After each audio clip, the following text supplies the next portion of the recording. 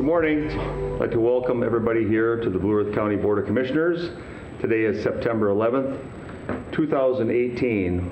And before we move forward with our formal meeting, I'd like to have us, stand and have a moment of silence for the events that occurred on 9/11/2001.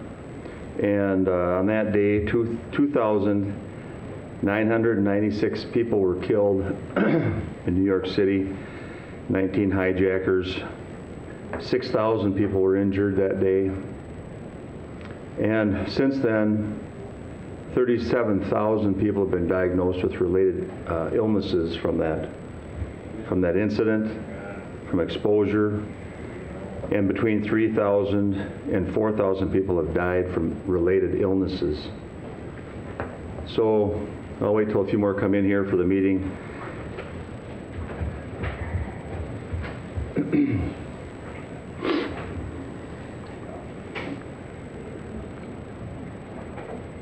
So let's just stand and face the flag and have just a moment of silence. Is that okay?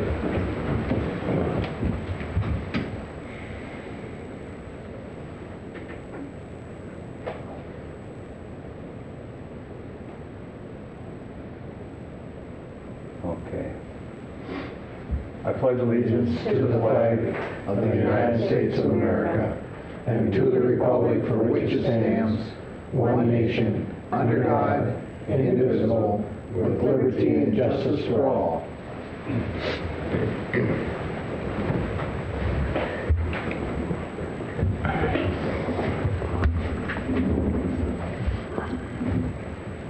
Okay, so Bob, we have agenda review. If there's anything we have to do. Mr. Chair, there are no changes to the agenda this morning. Oh, I'll move the agenda. all right, so we've got a motion for approval and a second. Any discussion? All those in favor signify by saying aye. Aye. Those opposed, motion carries. And now we move on to our drainage business for the morning. We've got Craig here and Ryan, our ditch managers. Please come up and help us through all this business that we've got today. Good morning, gentlemen. Morning. Good morning. We'll start out with, we've got a public hearing today, correct? Well, Yes. County Ditch 28 public hearing for repair.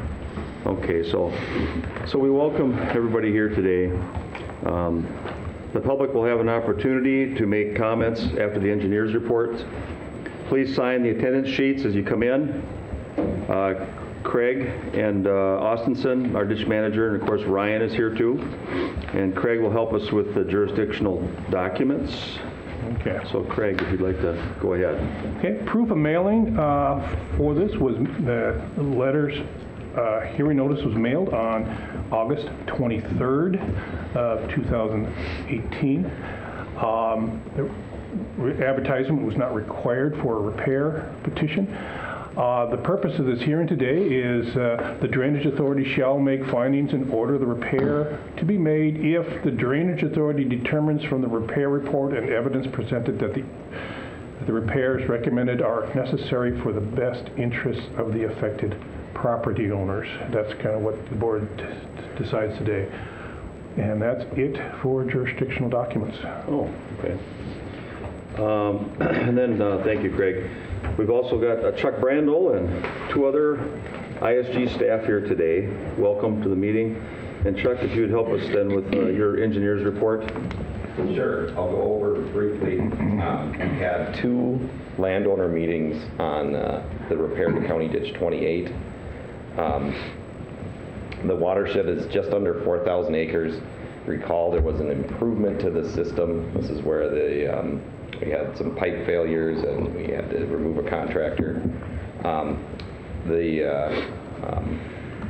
The history on this system is that it was constructed in 1913. It's an all-tile system. And then in 1981, there were improvements that added an open ditch and added additional tile. Well, some of the original tile is still functioning as part of the system. And we also had the 2015 improvement. But what we're talking about is an area in the watershed. The red line is the watershed boundary. In the middle of the watershed, the old original main line still serves as an outlet for properties and is still part of the public system.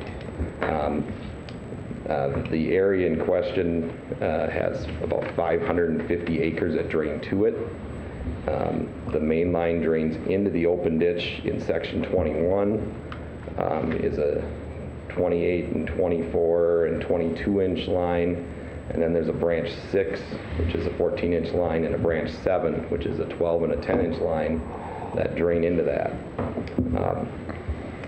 Those tiles were dug up last fall and last winter and televised. They were filled with sediment or collapsing, and we put together multiple options for repair.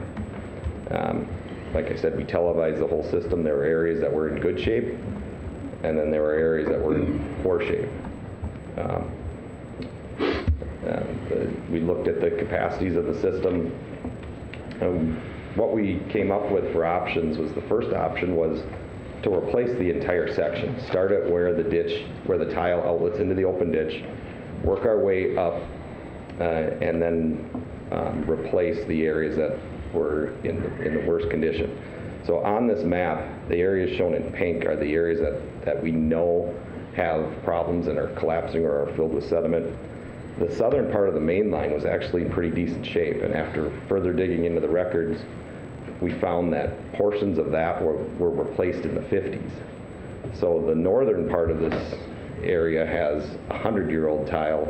The southern part has 60-year-old tile, 60 or 70-year-old tile.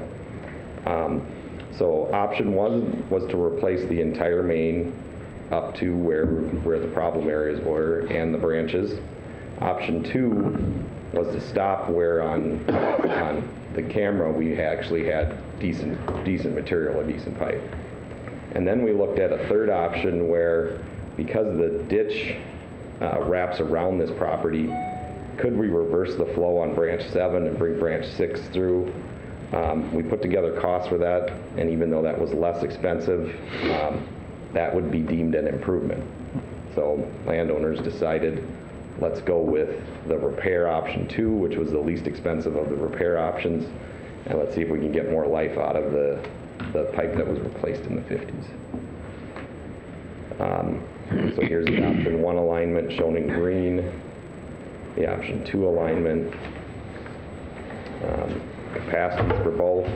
We have to match the existing capacities and depth. A 22-inch tile is not readily available, so we can go to a 24-inch tile. Also, a 14-inch tile isn't readily available, so we can use a 15-inch tile there. The tile will be bid, if approved, as either HDPE dual wall or concrete. 95% of these projects that are bid usually come in with HDPE dual wall. We did obtain private tile maps from this mostly affects just 2 landowners. We did get private tile maps from the landowner where most of the tile goes through. We will use what's called an incertity for connections for any private tile encountered. When we looked at cost to replace the entire section was just under $400,000. Option 2 saved about $112,000, so it would be $285,000. Option 3, which was an improvement, that cost was just under $220,000. Included in our cost estimate is 100-foot wide temporary damages for construction, for soil compaction. The existing tile will be abandoned because of the poor shape of it. It will not be hooked up. We will hook any private tile hooked into it across from whichever side we run the tile on across to that. It's our opinion that the project is necessary. The system is out of repair. There is a petition for the repair, and we've looked at options with landowners. Even though they have just gone through an improvement, the system is out of repair, and it's our obligation to repair it. So we recommend approval. It's a summary of the report. I do have more detail if needed. Well, at this time, then, thank you, Chuck. I'm sure we'll have some more questions for you. at some point. Yep. Okay, so at this time, we'll open this up for a public comment portion of the hearing. And if you'd like to comment, please come to the podium and state your name and address, just for our record. And so, are there any comments or anybody here that would like to come up and just ask a question or any concern about the plan, especially if we go forward with option 2? Is there anybody here that would like to come up? Go ahead, just come on up, and I'll ask one third time then. This will be the last time. Anybody want to come up and make a comment or ask a question? Okay, sir, come on up.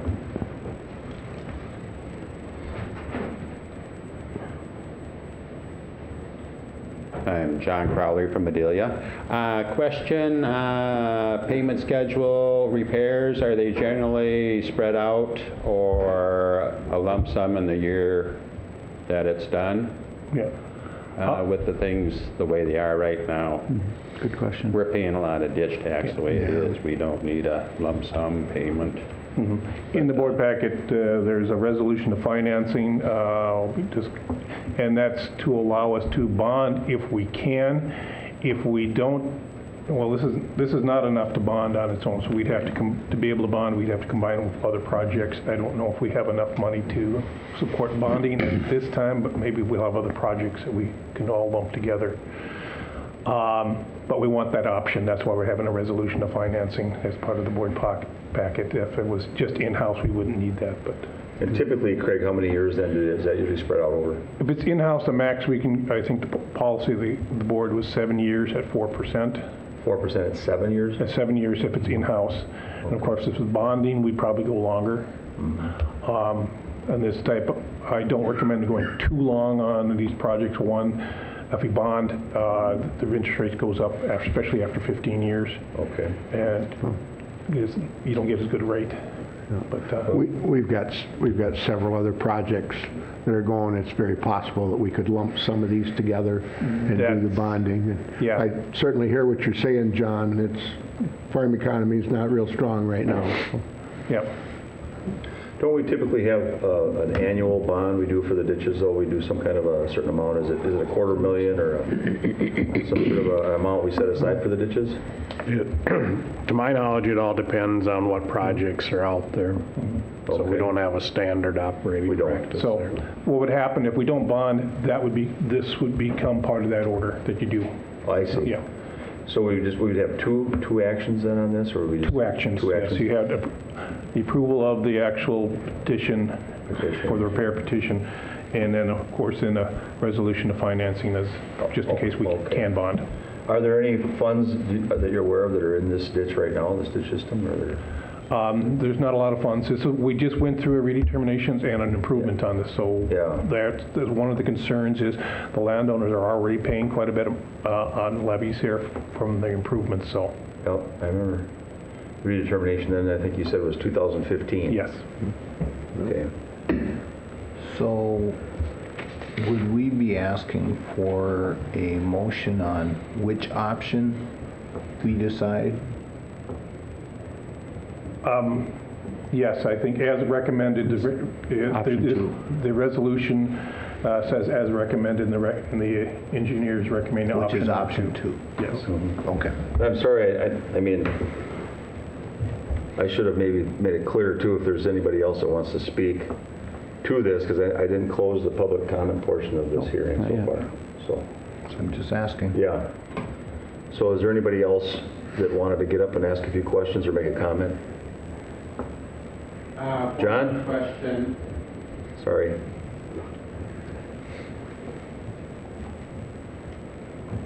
On repairs, how are the costs spread out? Are they divided equally over the whole system, or are they?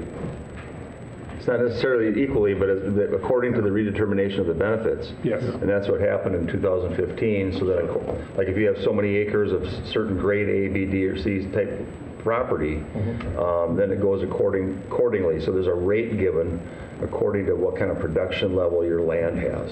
So it goes back to the Redetermination. That was actually decided at the meetings, actually, when we had the improvement. those using. So repairs are handled the same way? Yeah, the repairs are handled the same way. Okay. Okay. And we can still ask some questions here, can't we, Craig? I mean, as far as, or should I close the public portion of the hearing, do you think? I'd close it first. I'd close it. Okay. And then have discussion. Anybody else? Okay, so we'll close the public comment portion of the hearing, and we'll bring it back to the board for questions, discussions, and action. I'd like to make a motion that we approve option 2 as recommended by the engineer. I would second that. Okay, we've got a motion for option 2, which is the cost of $2,085,552. No, it's more than that. I mean, excuse me, $285,000. I'm sorry. Yeah. That's the estimate. It isn't every one. Chuck is Yeah, no, sweating there a little. sorry. All of a sudden, John's face smiled. That was the tip you put on there. 10% tip. No, so $285,552. And the first option was $397,071. And the third option, which was on here, which is mainly, okay, anyway, $213,272. So kind of taking a middle ground approach. Well, we can't do we have to have to do the third option, we have to have a petition from the landowners, and the landowners told us that's not going to count. So that really leaves the board for only option number 1 and option 2. Oh, I see. Because I read that in the would be packet. an improvement. It said these 2 options, but yet I saw 3 in the packet, so I had some concerns about that. We presented it to landowners as 3 Okay. at those meetings. And You're moving option 2. option 2 is the resolution. Yes. And then, before we pass it, though, I think there's still some room here to have some discussion and have some questions, because I have a couple questions about this. Chuck? Yeah. Whenever you do major repairs like this, you know, I just was wondering if you looked at, you know, here in Blue Earth County, we've got a lot of drainage issues. We've got a lot of water. We've got a lot of farming and ag. And we've been progressively trying to look at conservation practices and look for best practices as we spend large amounts of money. I'm just wondering, normally you mention if you've looked at or inquired about any possibilities along the way with the changes, because you're going to be adding some ditch, I believe. The outlet's changing or something to the Watonwan River? No. With option 2, we're connecting onto existing tile in the middle of the system. Okay. And just running along where the tile's at, same size, same depth, same slope. So we're not going to increase any capacity. Oh, you're not? Okay. But as part of the improvement, we did put a structure on the outlet of the system to help slow down flows. So we already have some things in place. And then included with this project, which I did skip over some things we covered with landowners, but The drop inlet? we will look at alternative types of drop inlets to try to reduce the amount of sediment that gets into the tile. So Okay. that's become a standard that we're doing on all projects. We'll either use what's called the Hickenbottom style, or we've done it where we will cut off the intakes 8 to 10 inches above the ground, and then cut slits in them and put rock around that. So that way, when we get a lot of sediment coming there, that settles out around the intake. The rock and the slits allow the water to drain down, but we keep the sediment out of the tile system, which keeps it out of the river. Yeah. So I must have been reading about a different option, and I saw that there was some additional tiling or something that was going to happen towards the outlet portion of the main line. That was option 3. Okay. So on option 3, we were going to retile branch 7 and essentially switch the direction of it. We're trying to come up with a cheaper alternative, a less expensive alternative. But when we had legal counsel review that, they said, well, that's technically an improvement. We have a petition for a repair. I did ask the petitioner for the repair if he would be willing to petition for an improvement. He said no. Okay. And we didn't, so we're not going to get that petition. He said he'd like to move forward with the repair. And from what I understand, all of the people at the meeting leaned in some sort of consensus way towards option number 2. Correct. Yes. Yes. Yeah. And Will was there. Will was there? Okay. Yeah. Thanks. That was just kind of my clarification. Thank you. Thank you. Well, good questions. Oh, thanks, Will, yeah. Okay, so we've got a resolution, we got a second, I believe, from Yep. Vance, and is there any further discussion or comments before we move forward? All right, all those in favor of this repair, signify by saying aye. Aye. Those opposed? Motion carried. The second part of this is a resolution related to financing. There is one change I'd like to make after having discussions yesterday with Chuck. I think we want to raise the expected amount to a project actually quite a bit, because we're also, he actually made some changes from the report from when he originally talked to the landowners to now.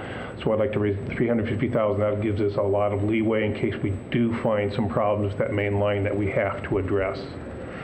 It allows for some cost overruns if it's deemed absolutely necessary. I'm looking for some direction from my ditch folks that have the rural part of the county. So I think that's certainly, I would certainly agree with that. Yeah. Just that we're looking at an old system, and there could be some issues that we're not aware of, so You know, once you get I would agree with that. Start digging in the ground, you find all kinds of things that you don't Yep. want to find. Yeah. So the resolution would be changed, instead of $250,000, it'd be $350,000. Yes.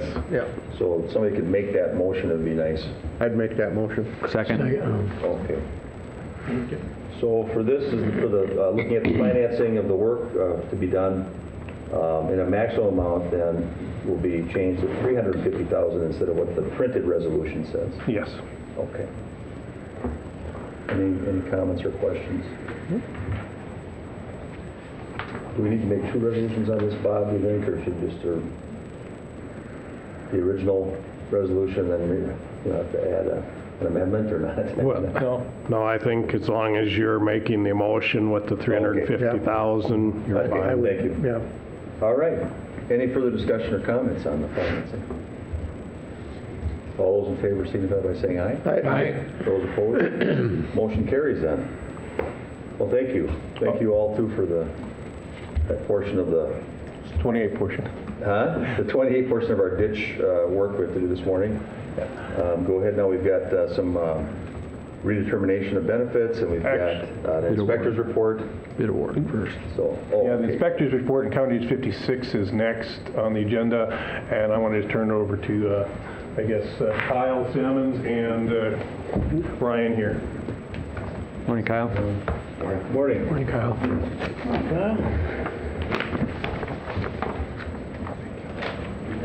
There you go. Morning, Commissioners. Kyle Sams with ISG. I'm here to report on the bid award for County Ditch 56, Branch 18 and Lateral Y repairs in Lincoln Township. Two bids were received on August 20th, 2018 for 56, Branch 18 and Lateral Y in Lincoln Township. We only had two bidders, the lowest of that being Hodgman Drainage from Claremont, Minnesota, with a total base bid of $179,050.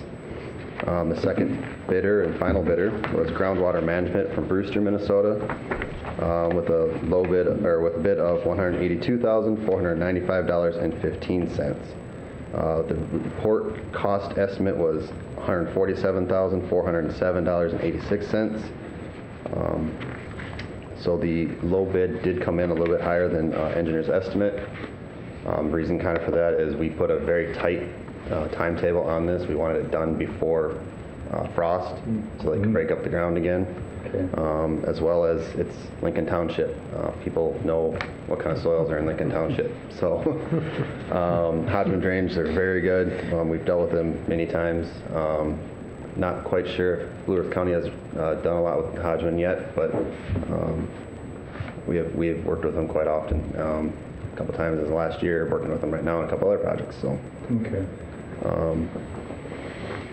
So yeah, completion date is November 10th, 2018. Like I said, the tight timetable there. We would recommend awarding to Hodgman Drainage Company, and they said they'd be in pretty soon. They have one more project to do with their pipe crew, and then they'll be right over. So, I guess. All right, so Move approval. Second. We've got a motion for approval and a second to approve the bid from Hodgman Drainage Company from Claremont, Minnesota for $179,050. Don't forget that 50 cents. I know. It works. Yeah. That's how it always is. So, Hodgman typically comes out pretty even on their numbers. Oh. For some reason, I don't know why. yeah. Gotta end up somewhere. Is there any comments or questions then regarding this? Jesse? Sure, there's also an inspector's report in the Okay. board packet, so Yeah. those could be approved as the same motion if the board wishes. Oh, I see. Well, I mean, I don't know. I think a bid is separate. I think we should approve the bid. You know what I mean? And then, is that okay? Okay. So, is there any discussion on this bid award? Okay. All those in favor signify by saying aye. Aye. Those opposed, motion carries. I would make a motion for the inspector's report. Second. Okay. We've got a motion for the inspector's report, and that's strictly the same area, correct? 56? Yep. Any questions or comments about that inspector's report? Okay. All those in favor signify by saying aye. Aye. Motion passes, so.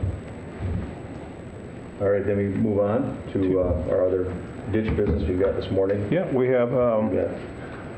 orders, couple redeterminations of benefits, a little history here. This is out by Pleasant Mound, Shelby Townships. Both the systems are right together. We're looking at doing some major repairs on, 89. Also some major repairs on JD 24, which outlets into 89. That is a joint system. We'll be meeting with Faribault County and Martin County.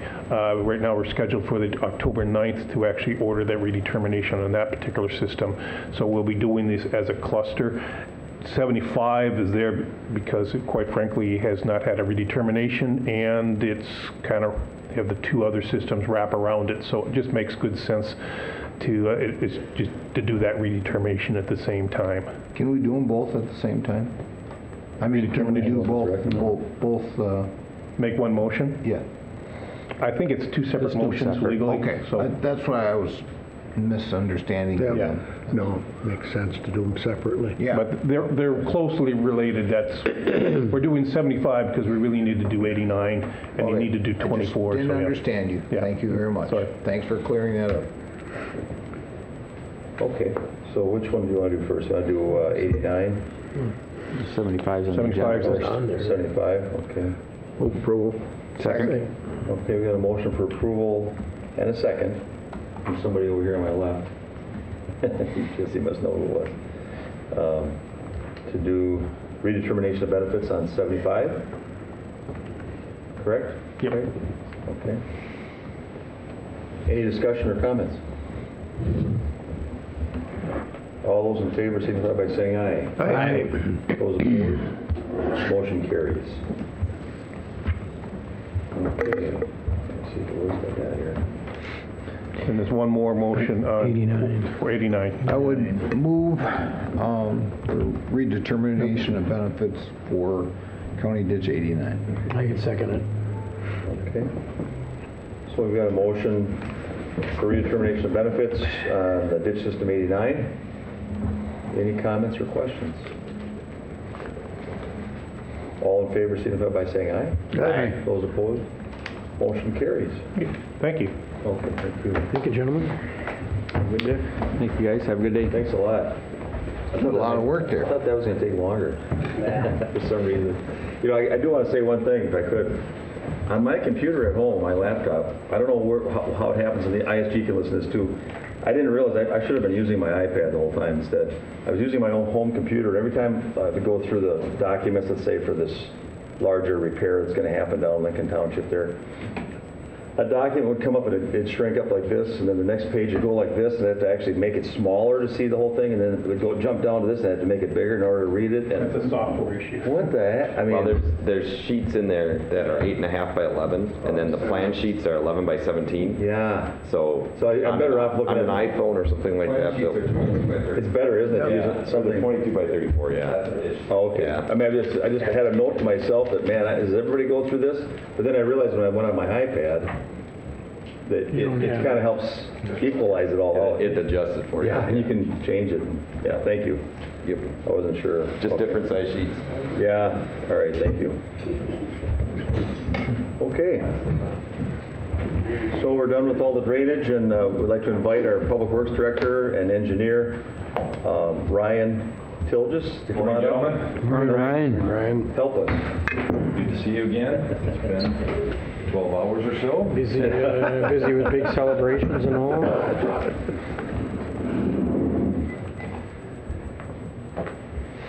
Well, it was a very nice night last night for those folks out on 109, and the celebration they did throw. It was nice to visit with them. And Yeah, I couldn't event. stay as long as you folks did, but it was nice. What makes you think we stayed there? You might have, I don't know. I might have to set a tone every time we get a party, every time we get a road project. Yeah. It's a good deal. Reno started it, huh? Well, we've got a pretty busy agenda for today. The first order of business is consideration of the final payment for the Eagle Lake, Minnesota Department of Natural Resource funded public water access, which is county project number 826. That was the $150,000 grant that we received from the Minnesota Department of Natural Resources to cover the project costs. Original contract was $145,836.04. Revised final contract, $149,094.04, with the final contract payment amount being $13,624.37 to Reynolds Excavating LLC. I recommend approval of the final payment.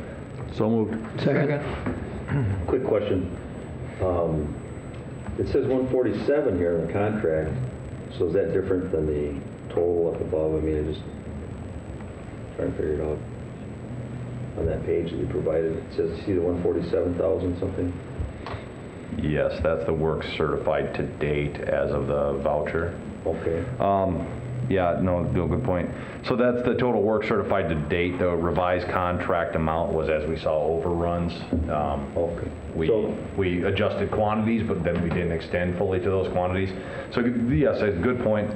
Actual final payment amount for the contract is $147,504.63. Okay. So Just wanna make sure there's a yep, disparity no, there. that's fine.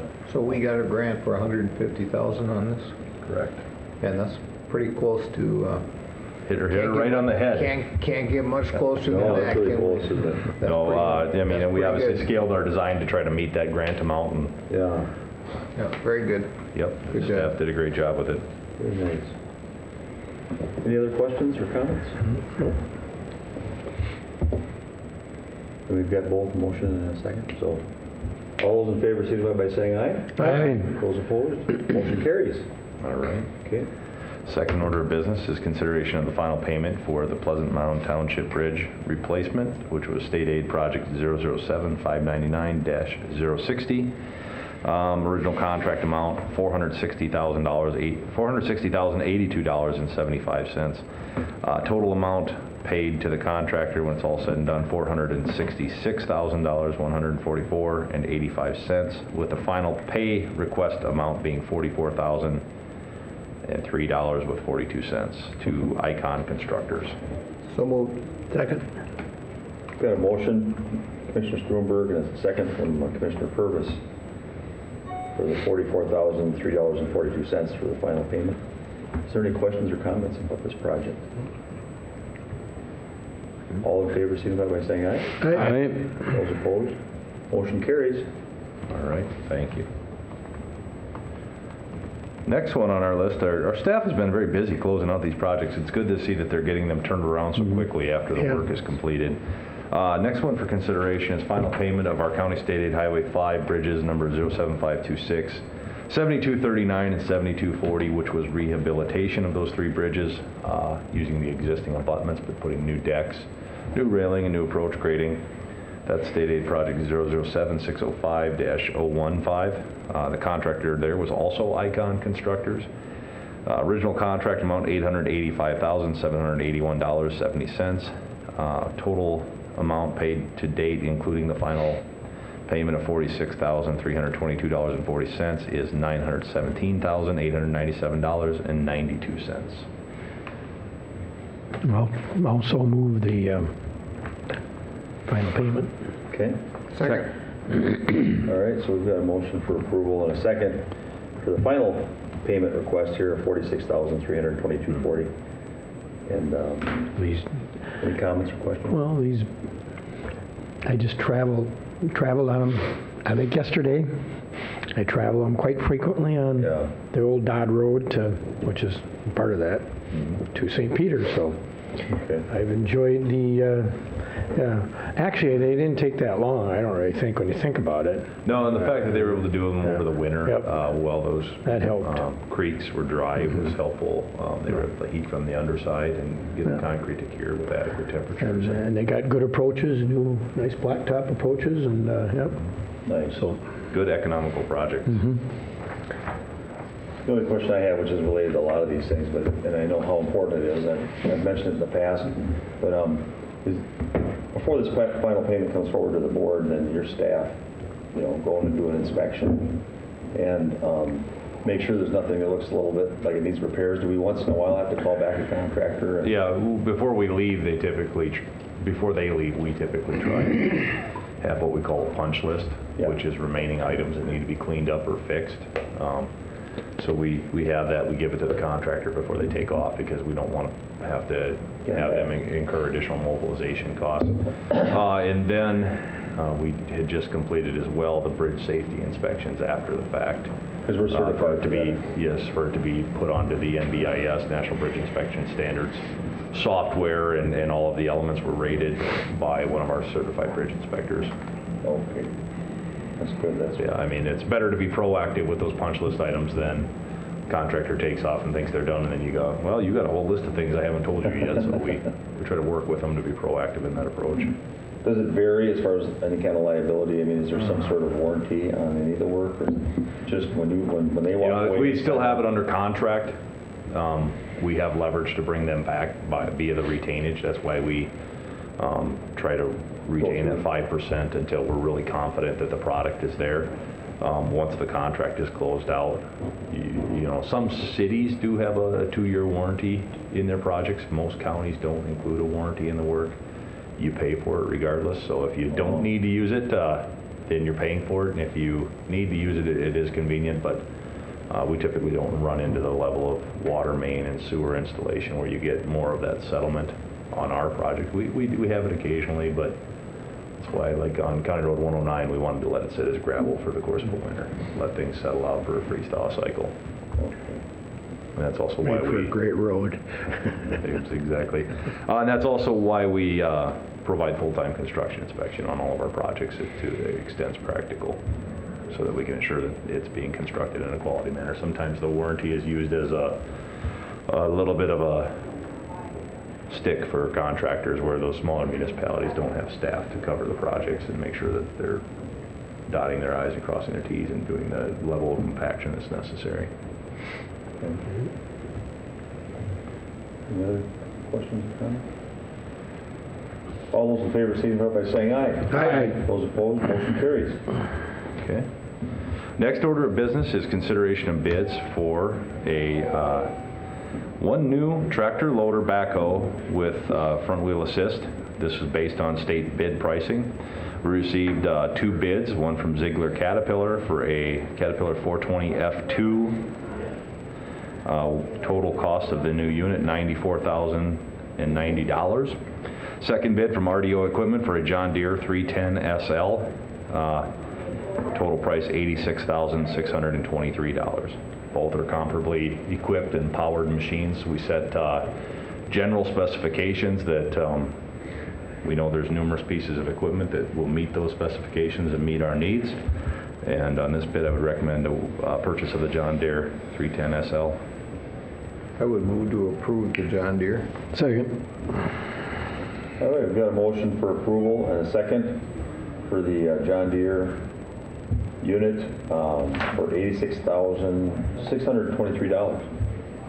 It is rather interesting, though, that you got 2 comparable tractors there, and there's $8,000 difference. Mm-hmm. That's quite a difference. It is. It's the Caterpillar name. I don't know. Yeah, but the John Deere name isn't a cheap name. No, either, so- absolutely. And we've had very good experience with the John Deeres. Sure. And so I am very comfortable moving forward with that. And both have representation locally so that we get some parts availability and service if needed. So. Yep. Both great vehicles. I'm just saying, it's just. Yeah, well, we'll get to the motor grader bids and you'll really knock your socks off. Yeah, you'll see them, that'd be different there.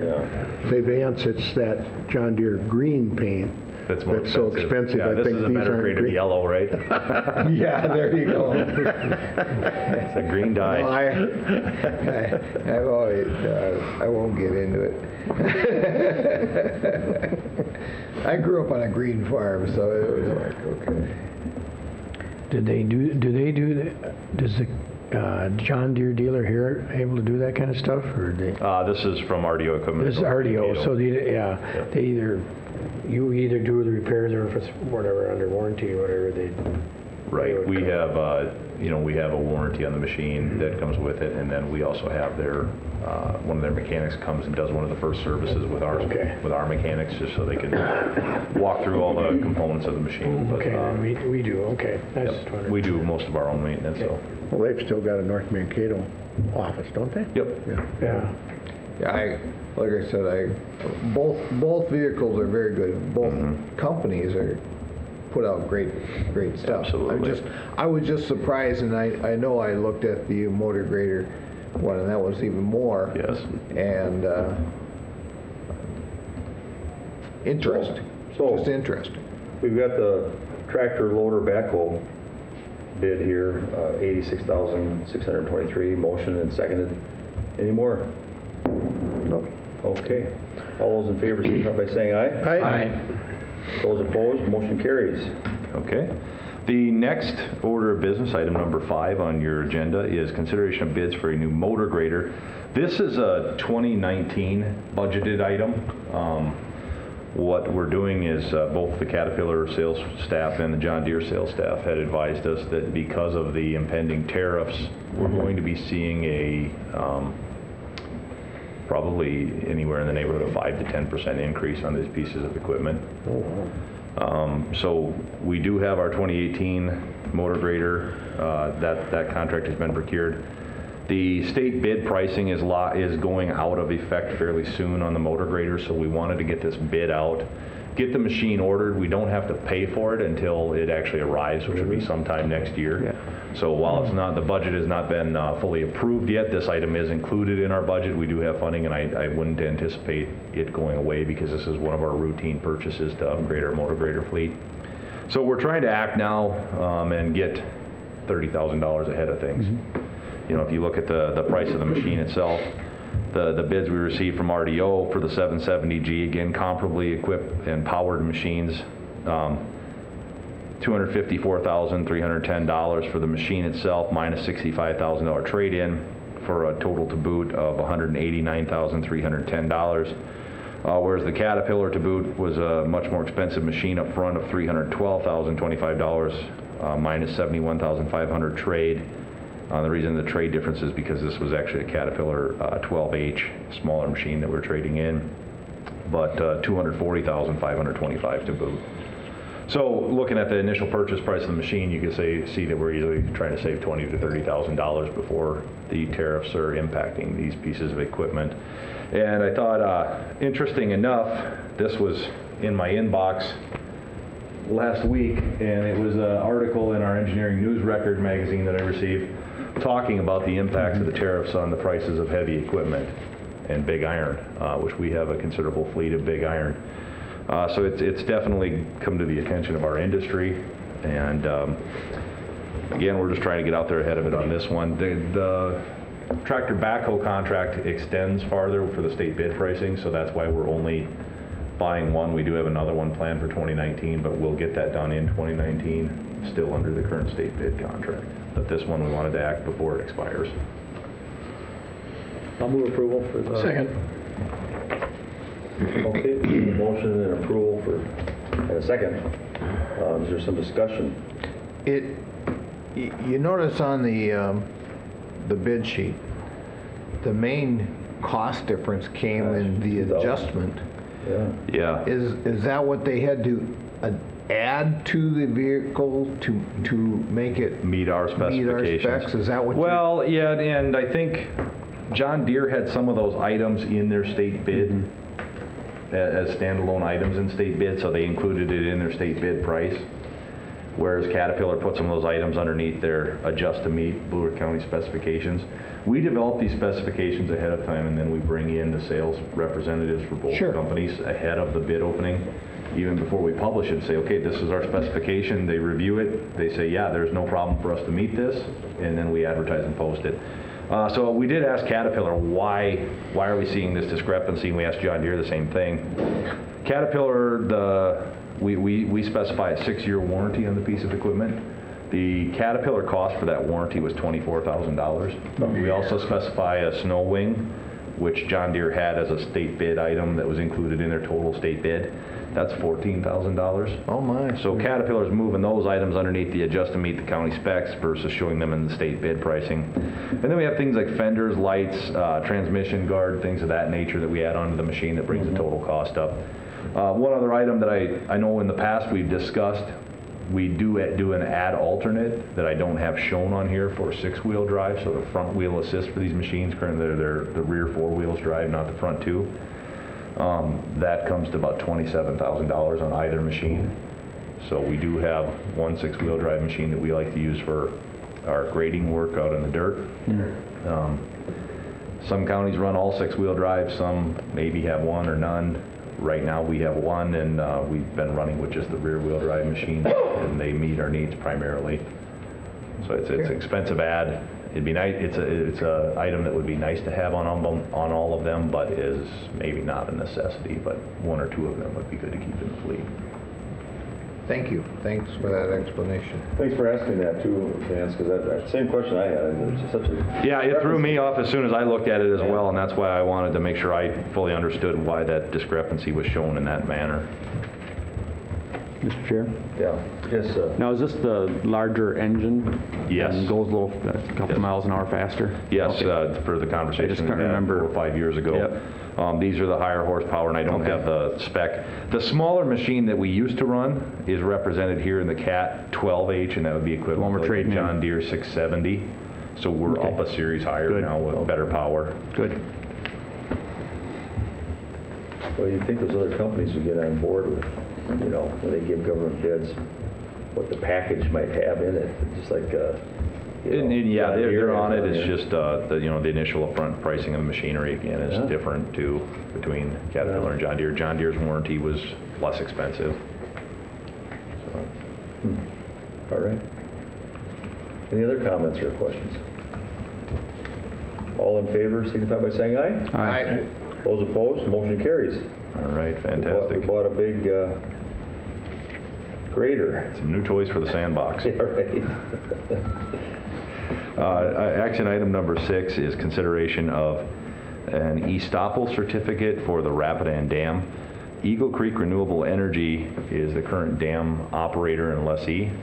They are being acquired by Ontario Power Generation Incorporated, which is a very large and, as I found out, a fairly reputable hydroelectric dam operations company.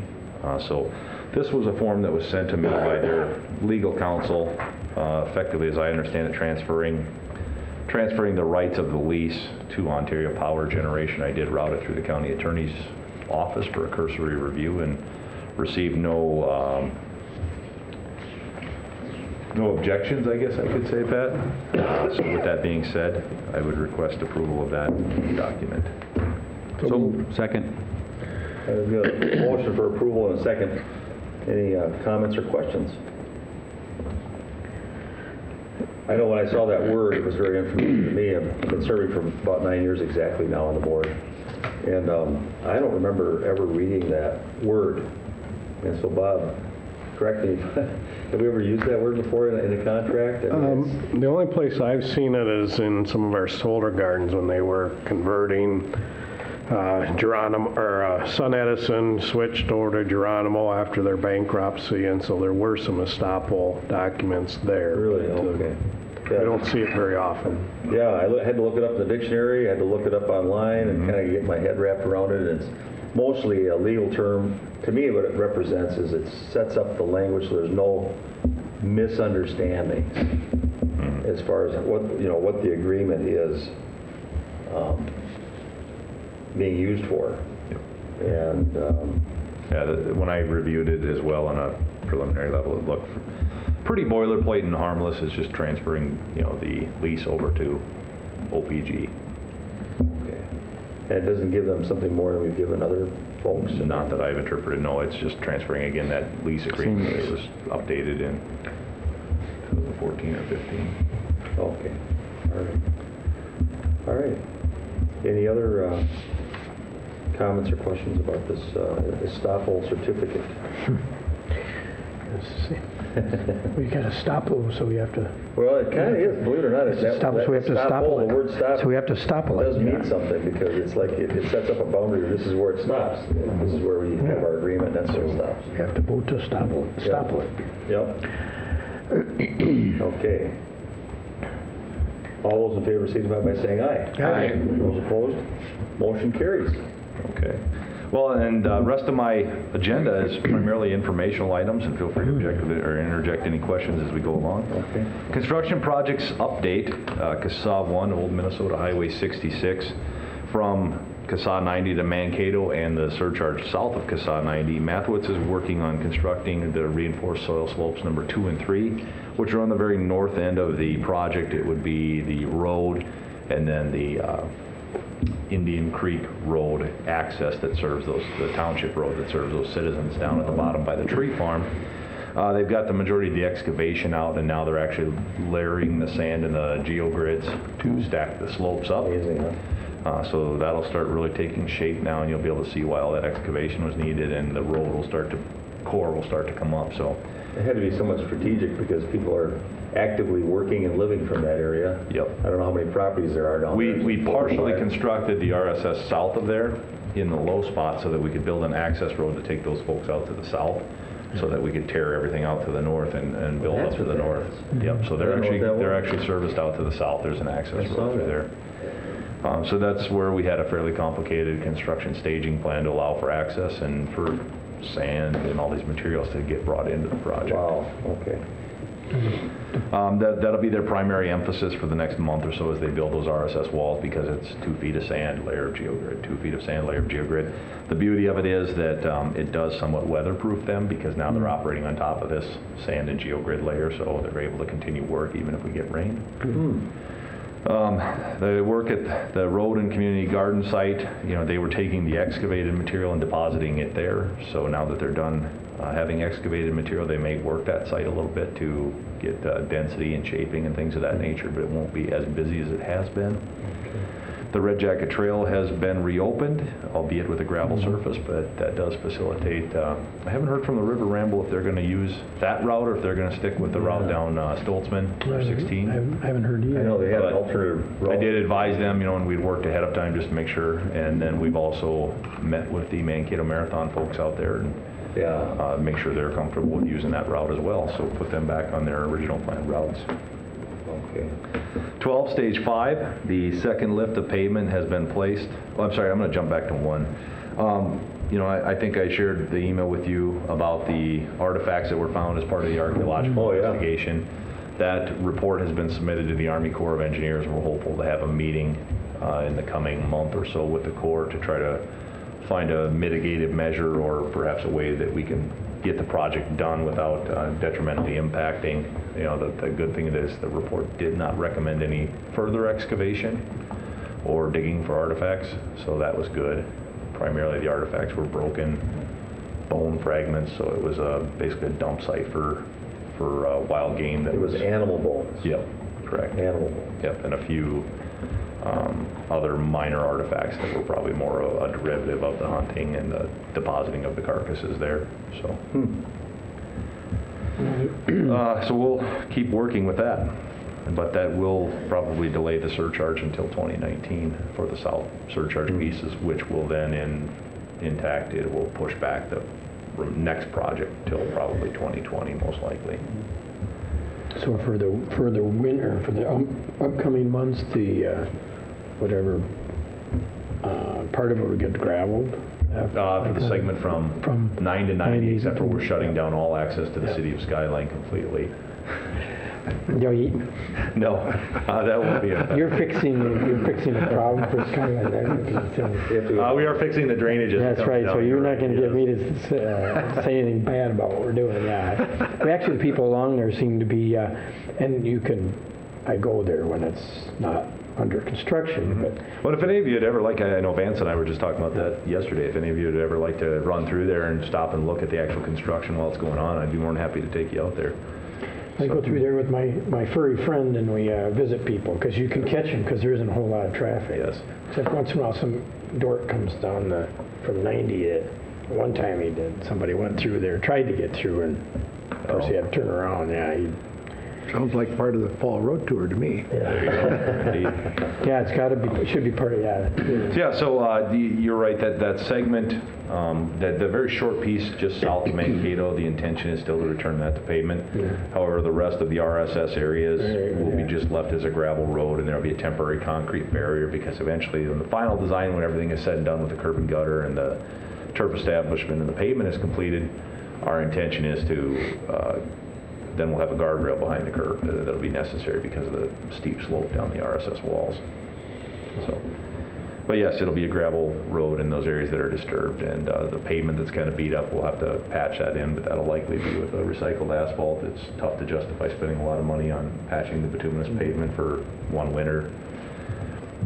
When will that portion of the road that is like coming from Mount Cato to that portion that's past the county, or the township or county road that breaks off by the park? That'll likely be next year. That's just a mill and overlay up to Mount Cato. So it's a 3-inch mill and overlays, because that was reconstructed with the Kassan 90 project. So we just wanted to do a deep enough pavement to refreshen the pavement and break some of the crack patterns that are being seen there. Okay. Yep. Okay. Okay. 12, stage 5, second lift of the bituminous pavement from Carver to 17 has been placed. They're filling the topsoil in the medians.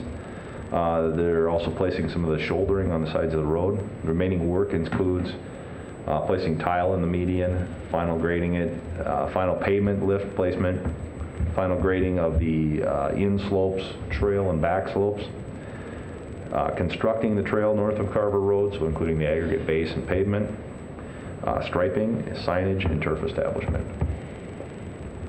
Is that the final stage, stage 5? I believe so. You know, that's obviously a conversation to have about if someday we want to do any significant work on CSAH 41 south of there.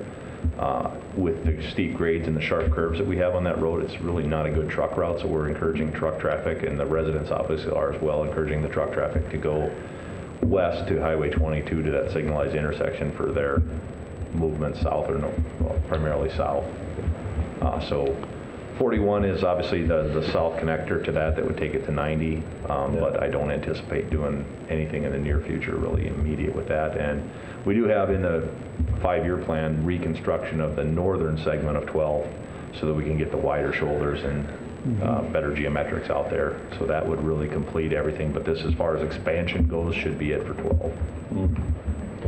For the foreseeable future. I never want to paint myself. If you recall, 41 was on our minds when we were thinking about County Road 12 and how that would affect 41. And I think a lot of the residents down there were concerned with that.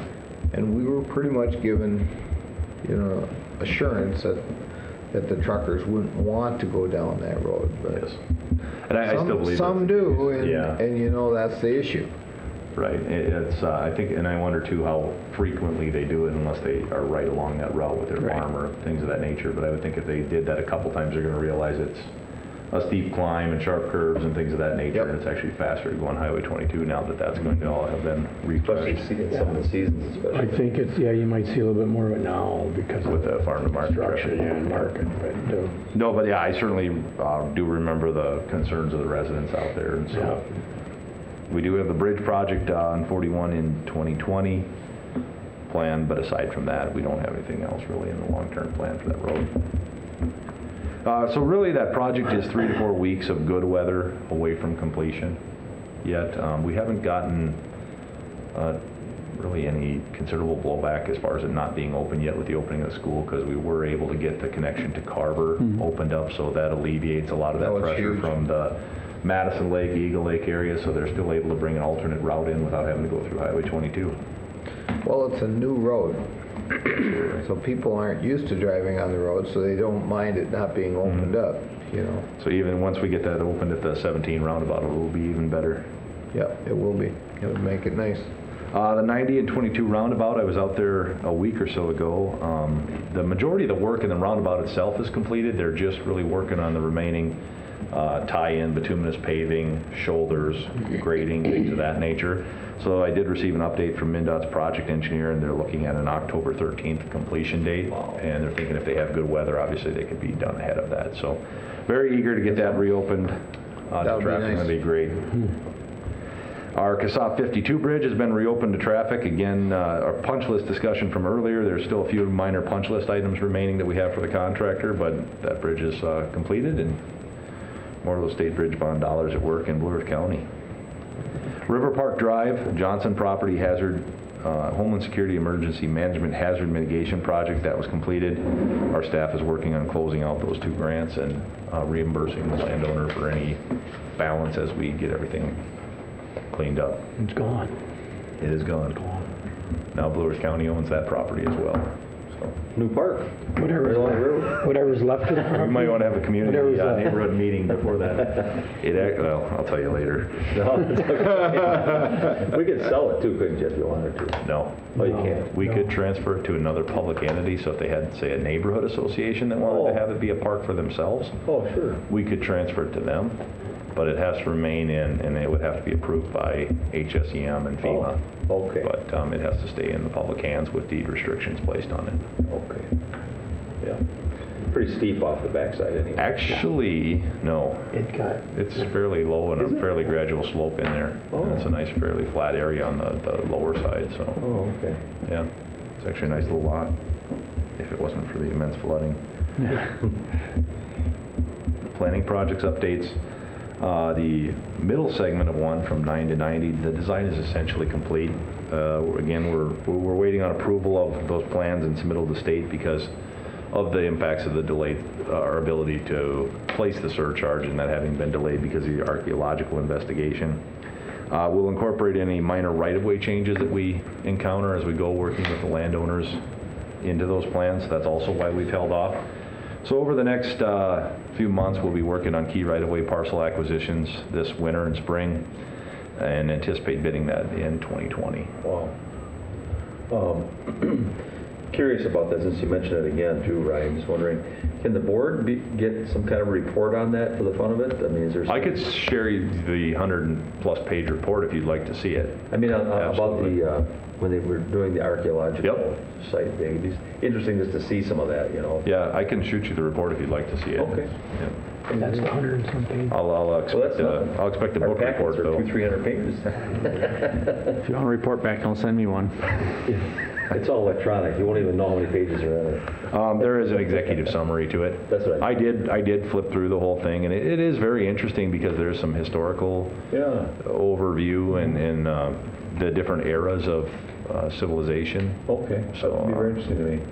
My brother did a lot of study with Native Americans, the one that passed away a few years ago, and wrote books regarding all those things. Okay. And so it's kind of interesting to me.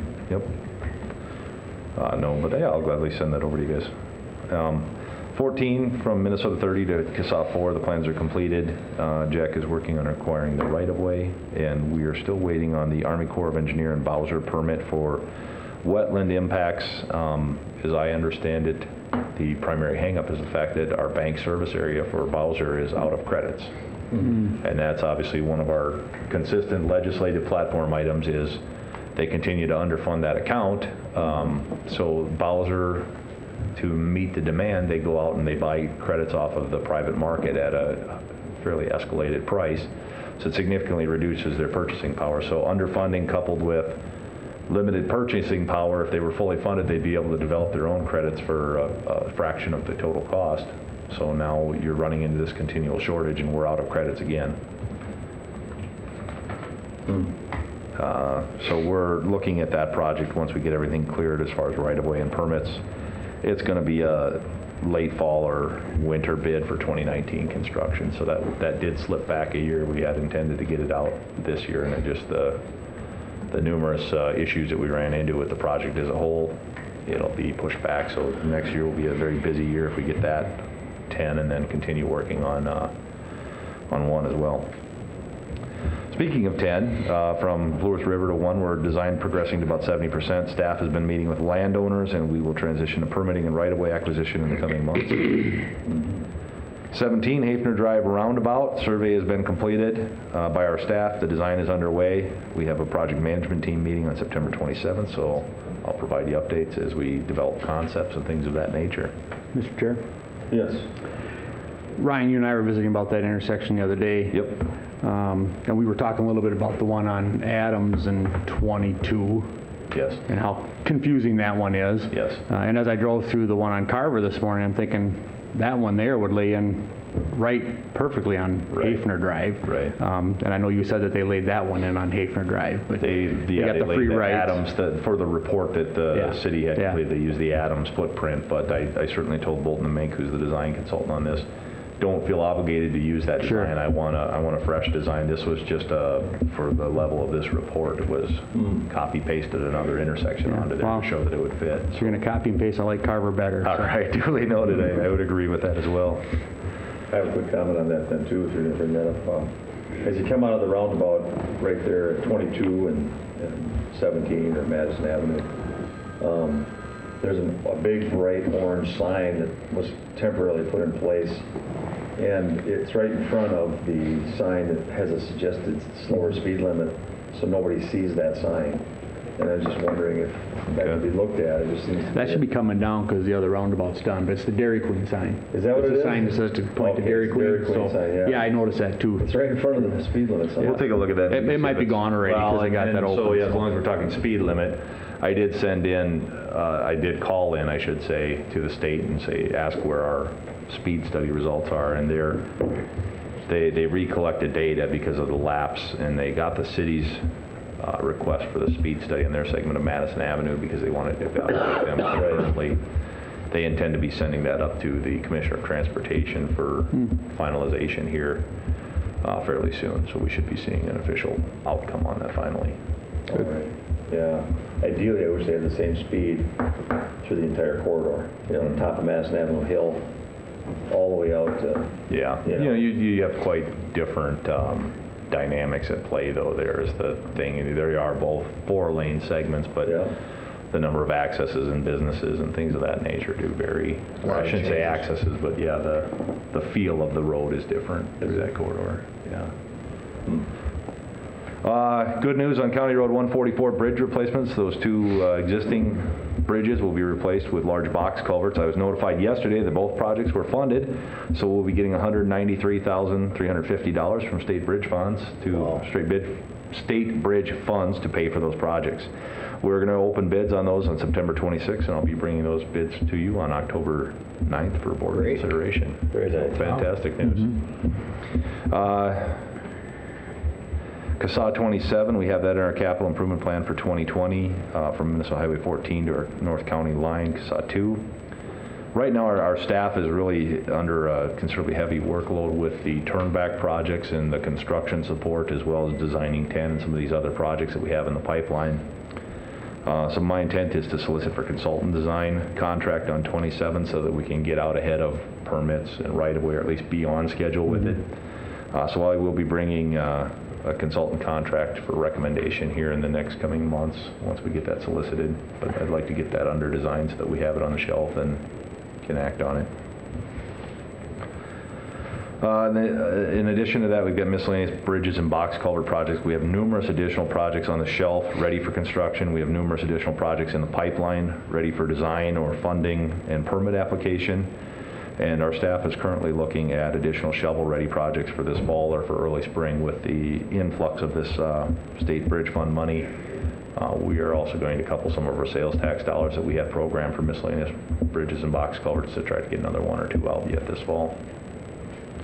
We've got to keep our foot on the pedal with those and do what we can to keep up with them, as we think about the number of bridges we have and the lifespan of a bridge. We need to replace 3 to 4 bridges a year just to keep our head above water. So. And then just some miscellaneous other projects that we've been working on. The Americans with Disabilities Act transition plan. Our pedestrian facilities survey is nearly completed. As you may recall, that project was administered by the MAPO, and Bolton and Mink was the consultant that the MAPO awarded the contract to. We executed a supplemental agreement with them so that we could bring in all of Blue Earth County into the ADA transition plan, not just the MPO limits. We should be receiving a draft of the plan in the coming months for our review and comment.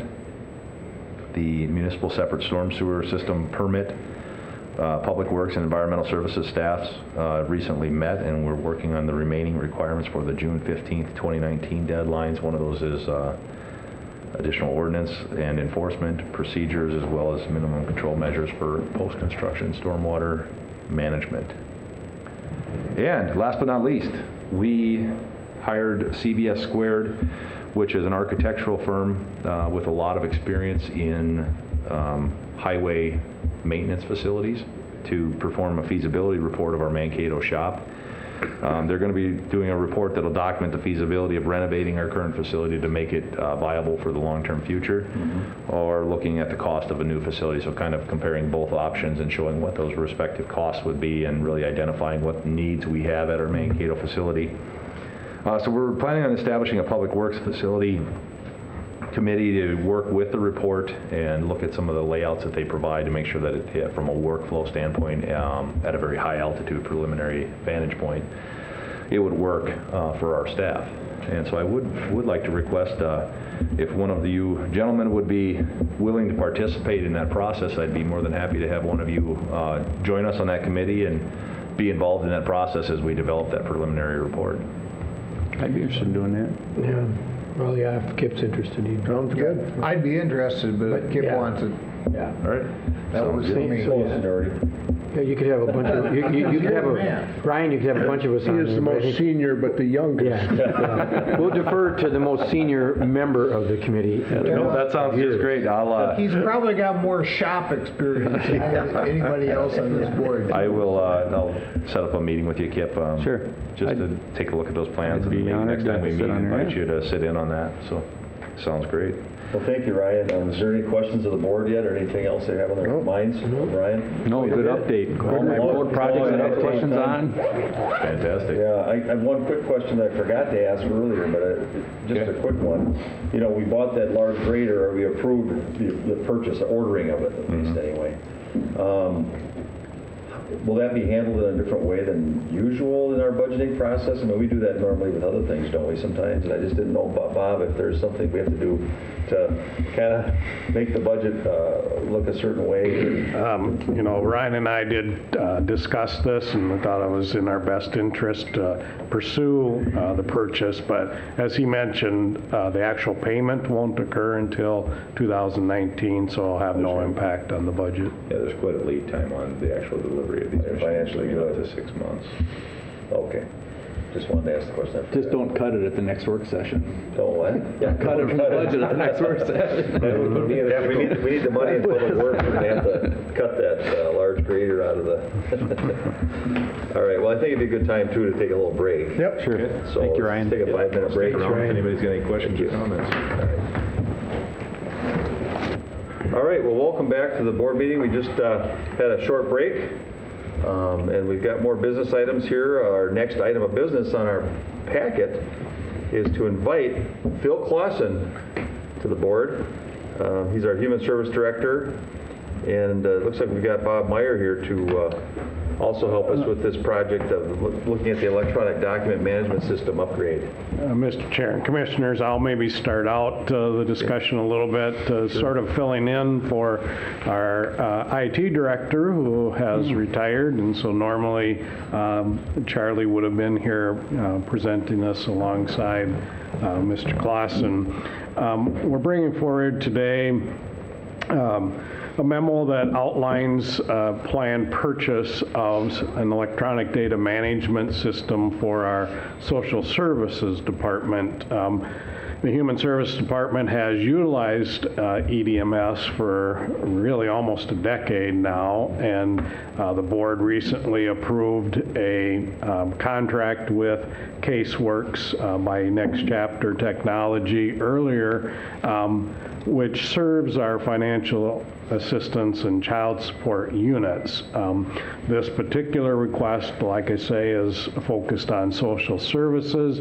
CaseWorks has a special kind of software module to support our social services department, which has not had an electronic data management system in place.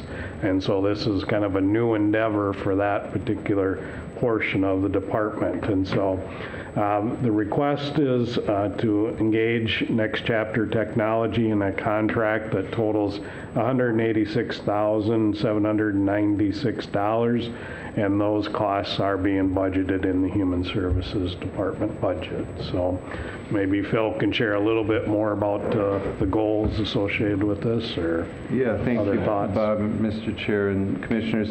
Thanks for hearing us today. This is a really important investment for us. County Attorney and I were talking at break about kind of the nature of these investments are really good payoffs. They seem to show themselves to be efficient almost immediately, and we've had a whole series of evolution within the Human Service Department. But one of the things that Pat and I were talking about is how do we also look at this as we keep going to do interdepartmental communications, electronic systems, and get paperless across the county. So this represents our ability to try to create that platform. Probably the only place we don't have it formally is in administration. So we have to get our act together now that all of our systems will be up in place if you do approve this last part of the evolution. We did start with financial assistance. We added child support, then child care, and now we're looking at social services, as Bob mentioned. Our new vendor is Next Chapters. Their product is called CaseWorks. We really do look at this vendor in one really unique way, in that we think that they're much more flexible, and that is written up in that last paragraph under the background section. And we feel like the cost structure is much better than our previous vendor. We really do see the flexibility in the platform to support changes at both the state and federal level that will outperform where we were. And then we also feel like there's just a really good customer service that they offer as well. The very last sentence under the background section, it's not broken down into numbers, but there's really 4 goals in that last sentence. We want to streamline our process, reduce our manual use of paper processing, and then improve our sharing amongst ourselves, and as previously mentioned, even throughout the whole county, and then finally improve our security and throughout the departments. So those are our real goals for this contract. Under the process used, just to make the board aware, we did do demonstrations from a number of products, and we also went on a visit to Washington County to look at their use of this particular product before we make this recommendation. This was the only option that really met our request, and Bob talked about the specific amount of $186,796 for this action item.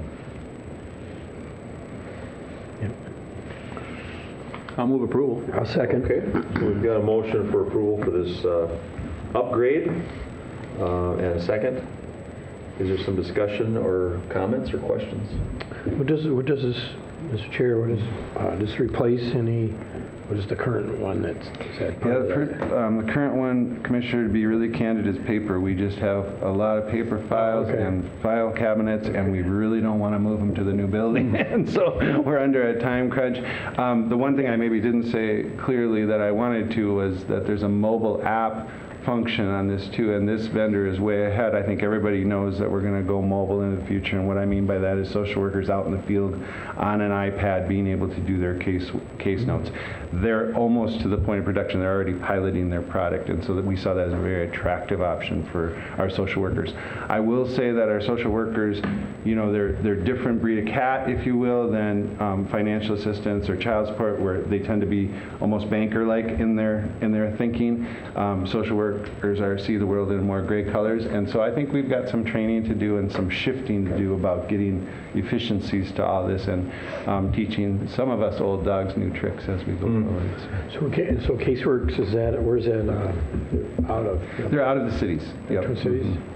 They got other counties, or? They do. They have quite a few other counties, and so one of the ones we visited was Washington County, but we were unique just in that we had been with DataBank, another major player, and to switch, I think, was a unique thing, but there are a lot of counties that chose Caseworks right out of the box, and they weren't around at the time when Bob and I were looking at that years ago. So. That's just one. Okay, so, all right, thank you. Chair? Yes, Commissioner. You know, personally, I'd like to see a bidding process. I mean, but I do understand, I've been around long enough to know that some industries come out with stuff that are absolutely separate from the other industries.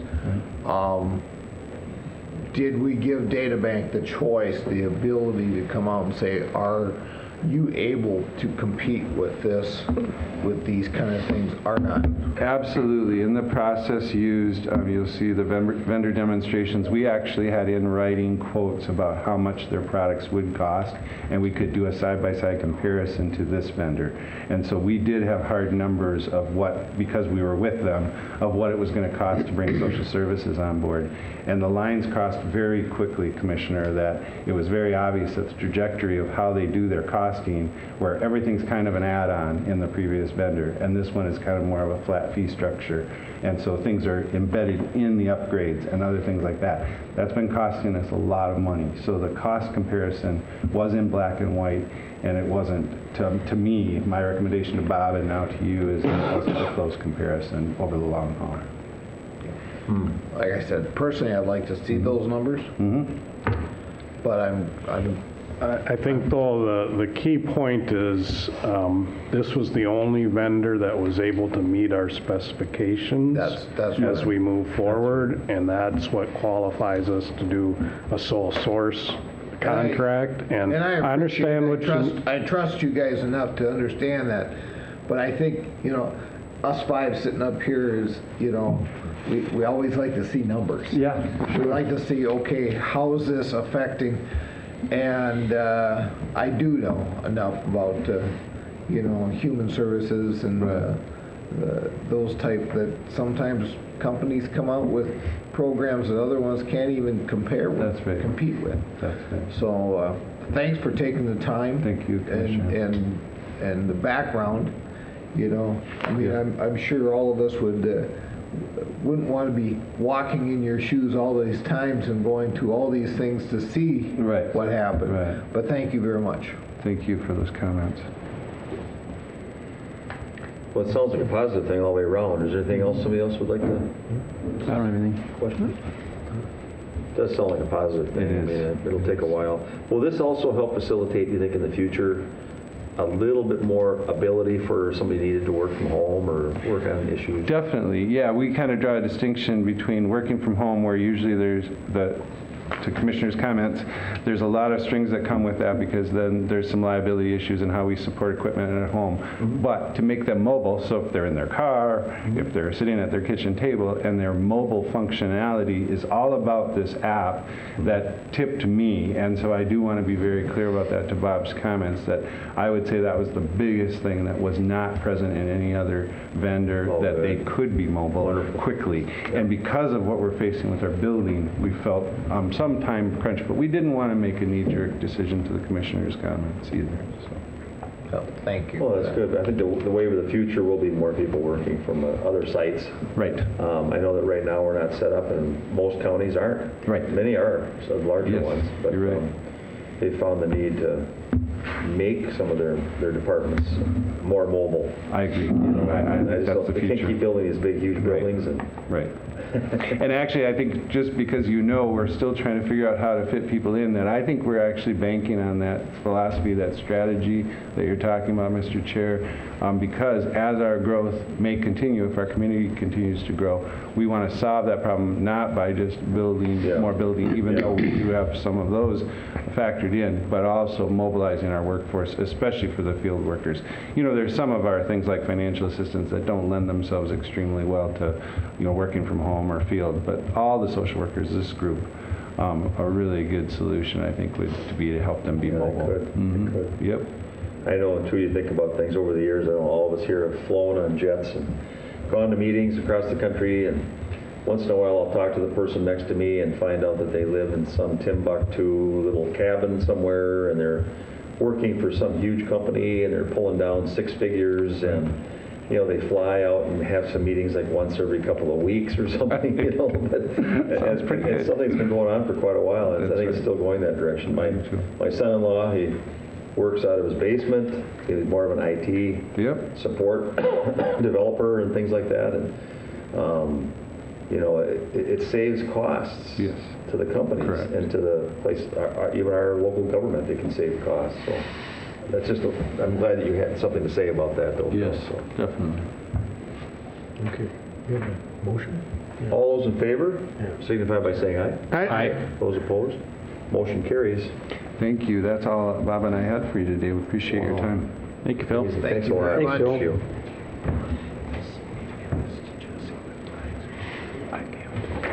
Okay, well, the next item of business we've got up today on our agenda, we've got our county attorney, Pat McDermott here, and he's got an update for us. Hi, Pat. Morning, Pat. Morning, Pat. Gentlemen, Morning, Pat. Mr. Chair, Commissioners, thank you. Just to try to keep the meeting moving along, to keep things on schedule, I'll just entertain any questions and just a few things to point out. As you see, we're up in some areas and down in some areas. I shared with you last week at the department head meeting that our civil numbers, because I think there was 1 or 2 of you that were not at that meeting, since compared to 3 years ago, we're up 96%, and that's a good thing, but it also creates its own challenges on keeping up with the caseload in that area. So the truancy numbers will be changing and picking up, and I just want to remind you again, when you view those are the only ones that are kept on a school year. Otherwise, the rest of the numbers are kept on a calendar year. So we continue to move on with our Child Advocacy Center, and there was a meeting yesterday that Commissioners Brunder and People attended, and I think they'll probably share that with you, a little bit about that with you in their updates. But other than that, if you have any specific questions, I'm more than happy to answer any questions. I just wanted to make sure that on a monthly basis I keep this information current and in front of you, so you have an idea of what's going on in our office. Mr. Chair, I just have a question. Yes, Mr. Purvis. I noticed that the trend for the juvenile felony cases filings are on a downward trend. I would assume that that's because of some significant work in lots of different areas. And that's, and Josh can attest to this, and he's in the back of the room.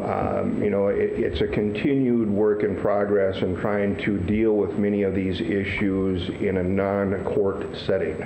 And I think with law enforcement and the schools, because primarily, schools will be the ones that not that they're occurring on school property, but schools get notified when kids get in trouble and whatnot. But we continue to work with our community partners to address these issues, hold individuals accountable in other ways than simply going into the criminal justice system.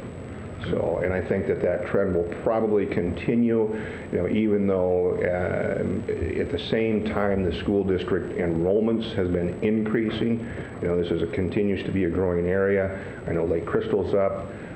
Some of the other schools are up, and you see that, but I do believe that it's probably reflective of the way that we're dealing with some of these other issues. Thank you for your work on that. Thank you. Just one comment too. I've noticed that when you look at your bars, sometimes it helps us a little bit understand the flow and the years and that sort of thing. And in general, it looks like, as far as the family commitment and non-support, paternity and that sort of thing. So the non-support especially, it looks like it's been going, it's actually getting better. It's steadily been going down, and Phil's crew has been pretty progressive, and compared to some other counties would put a lot of emphasis on, well, we're going to go through the criminal or go through the court process and hold somebody in contempt for not paying child support. His philosophy, and which is kind of shared with many in the county, is it's easier or better for people to be out there making money and paying child support than sitting in jail. Granted, at some points in time you have to get to that, but I know that there are people who have been working very hard in human services and social services on many of those issues. We've got a meeting coming up next week with the folks at Mayo dealing with more of the commitment process and whatnot. There's actually been a turnover in the last 6 years in many of these areas, and so it's kind of re-educating some of the people in the process of what goes into this, because there's a lot that goes on upstream before we get to the commitment process, and just some of the pain points in dealing with some of these issues.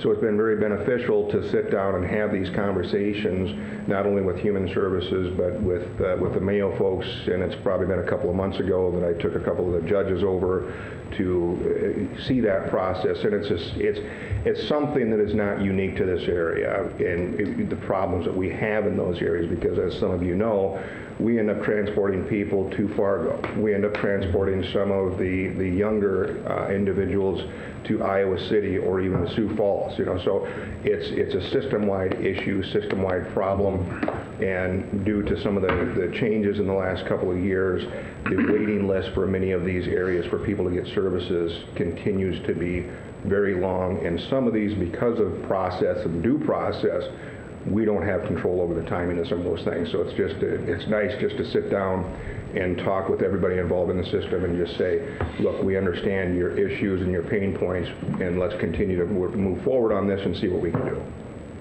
So, I think that new proposed facility up there on Bassett will help a little bit.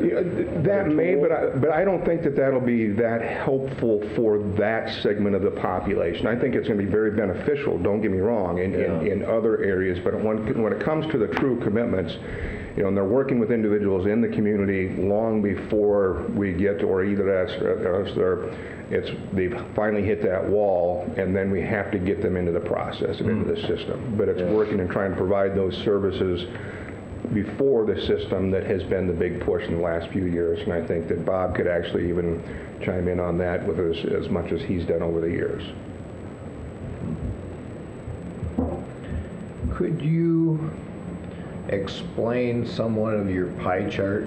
I think it's on our page 65, but it talks about forfeitures, it talks about data practices, and Could you explain that and kind of what your Well, that's just the percentage breakdown of the civil caseload. Whenever the civil caseload, the forfeitures are associated with the criminal cases. The legal opinions, if Bob or someone else in the county has an opinion on an issue, say a commissioner wants to know, tell me about this estoppel issue. Well, that gets logged into the system, and we give an opinion with respect to that. So there's various different types of legal opinions. So this is how much work your office is putting into each one of these? No, that's a percentage of the caseload, of the overall caseload. Okay, caseload. Right. And then that's just a breakdown. It's a pie chart instead of the the bar graph. Just wanted to make sure that everybody understood where it was at and what it meant. And then just so you're aware, I think last month was the first month that we started putting the city numbers in there as well. And so that will continue to happen on a monthly basis as well. All right. I'll ask a question about that. So that pie chart has things like legal opinion, tax court, social services, land related. Correct. Contract reviews. Correct. Contract reviews for any department. Yes. That might, like somebody from Public Works probably called one of your attorneys to run that. Yes. Contract, estoppel contract. Correct. See if it looked okay, or That would be, and, you know, and it's just like any given case, you know, maybe it takes an hour, maybe it takes 8 hours. I mean, that's just one case, so, but it's those types of issues, yes. So, yeah, exactly, that's what I was getting at, is the time spent on different cases. Your time. No, it's not the time, it's just the actual case numbers. We keep track internally how much time is dedicated to the civil aspect of things. We keep track internally how much time is dedicated to commitments, to non-support, to paternities, those types of issues, but those are not reflective in any of these numbers. Okay. And then just to give you an example, Commissioner Sternberg, some of the studies would tell you that, for example, a simple homicide case, if there is one, average 200 hours, 2 attorneys. So we can break some of those hours out and give you an idea on a per caseload basis, but we don't keep specifically track of the amount of hours on each and every file. All right, thank you.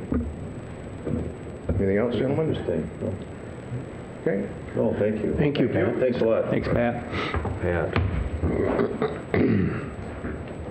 Okay, so next on our agenda this morning, we've got administrative services with Bob Meyer, our county administrator, and quite a few things on there. Our minutes, bills, human resources, and some other things. Well, Mr. Chair, the first item is the county board minutes from August 21st. So moved. Second? We've got a motion for approval and a second regarding our last meeting on August 21st. Any discussion?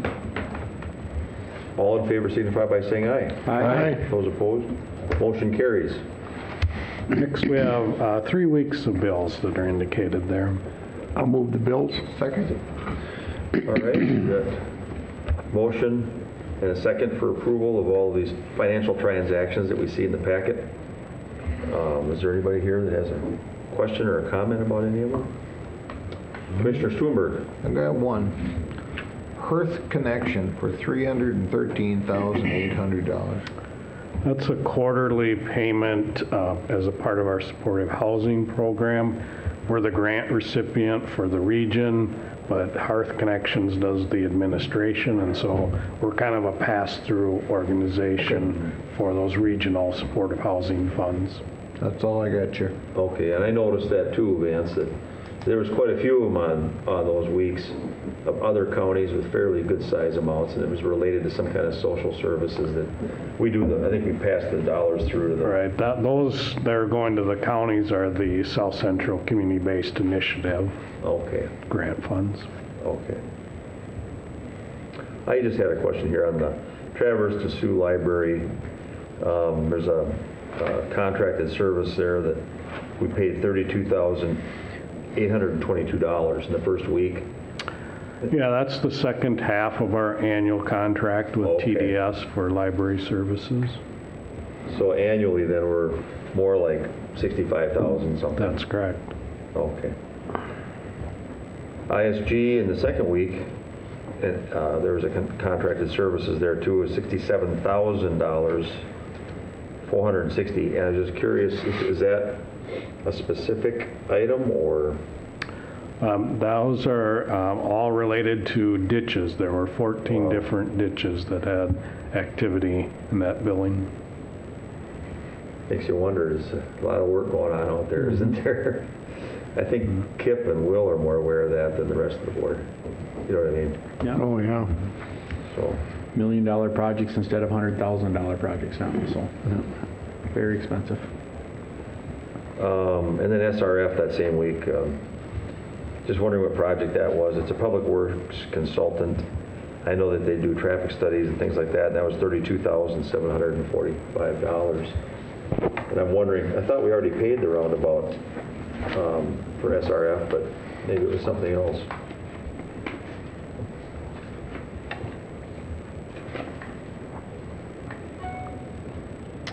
That's work related to CASA 1, the surcharge area that Ryan has talked about. Wow. So they had their engineers then. Right. Yeah, just because of the nature of that project and some of the challenges Hydrology. especially. Right. Okay. The third week, because we've got 3 weeks here, we got the I think it's called Court View Justice Solutions. I've never seen that before, and it's a maintenance agreement for $19,604, and I don't know what that is. That is a software product utilized in the county attorney's office. Pat, maybe you could help me, but I think it's the paperless system. It is. Well, it's just the annual maintenance For your contract. We have X amount of licenses and that actually are concurrent with our office in the city of Mankato, and some of that for the records and actually for word processing, so. Okay, all right. Thank you. I just hadn't remembered seeing that one before. That's all I had for questions. Any other questions or comments? Nope. Quite a few transactions. Yep. All in favor, signify by saying aye. Aye. Those opposed, motion carries. Okay, Bob? Mr. Chair and Commissioners, I have number 10 in your packet is the Human Resources Department agenda. We just have informational items for you today. The first item is a promotion of an assistant county attorney to the division chief. And so with that promotion, Nicole Schmiesing will take on some new responsibilities, and we have then initiated recruitment to refill the assistant county attorney position that she is vacating. We also, have initiated recruitment for an assistant heavy equipment operator, in the Public Works Department. And then we did receive a resignation of a clerical specialist in the Sheriff's Department, and so we've initiated recruitment to refill that position. And lastly, we've seen the resignation of a custody officer, and so we've again initiated recruitment to refill that position. We've had another run on custody officer resignations just when we get to almost being fully staffed there. It seems like we have a little spurt of people that are getting other opportunities or choosing to leave our It is a rough organization. job. It is. It's a rough job. I know one of the most recent ones, I'm not sure if it was this particular one, but the nights and weekends work and family commitments was part of the reasoning. So Of course. it's going to be one of the challenges there. Yeah, as long as they want to keep running it that way. Well, we don't have much choice but to do nights and weekends. 24 hours. No, I mean, the way I think they all have to share in them, don't they? There's no bidding process or no seniority used in the jail. They actually have switched to a days and nights schedule now, so people are able to choose their shifts. So you can bid to the nocturnal shift then? maybe? Yes. Oh, Yes. I would think that would help change things quite a bit. That's what we hope for. Yeah, no, I didn't know that had been implemented. Yeah, well, good. I mean, I only had 28 years of doing that, the 24-hour, 365-day operation place. And, Did you switch shifts? We, at first, they had alternating shifts, but you never did the nocturnal shift unless you took overtime or wanted to bid to it. Oh. Because there's enough people that usually like working the night shift. And so, yeah. Well, just working in the jail itself, it doesn't matter day or night. That's a terrible job. It's a terrible job. But we should help them make it a better job then. Wow. By doing these things, like Bob just said, there must be changing the shifts a little bit, and that helps. Yeah, I know the chief deputy and the jail administrator have been working with staff and trying to come up with ideas, and so we're making some investments. We continue to reach out to the employees about a labor management committee to try and address any other ideas that folks have. But the report I have is that the mindset and the culture up there is changing for the positive, but it's still just a hard recruitment type of position. I know I work those shifts too, and actually I got to spend more time helping with the children because if you have varied hours like that, so I might have the whole morning to be home with the kids when they're little, And other people I knew that were my age in different types of jobs couldn't do that. And so it worked well. And you have the mother or the wife come home in the afternoon, and I go to work a couple hours before that or something. And so some of those night shifts actually worked out pretty well. Oh, yeah. Really did. Anyway, depends how you look at it. I think it took 10 years to get a piece of the weekend off for me. Oh, wow. But it's tough. It's nice when seniority matters, I think, when you've been in a place for a long time. Well, good. Well, moving on then, Yeah. item number 11 is a proclamation request in front of the board to recognize the National POW MIA Recognition Day, which is set for September 21st of this year. And so this proclamation ends with a now therefore be it proclaimed that the Blue Earth County Board of Commissioners does hereby proclaim September 21st, 2018 as POW MIA Recognition Day and encourages citizens to join in honoring former American prisoners of war and those whose fate is still undetermined. So moved. Second. Okay, sounds very good. We've got a motion for approval from Commissioner Strumberg and a second from Commissioner People. Is there any comments about this or any questions? We can't do enough. Yeah, and I like the first phrase up there. It says, engraved on the Korean War Veterans Memorial in Washington, D.C. are the words, freedom is not free.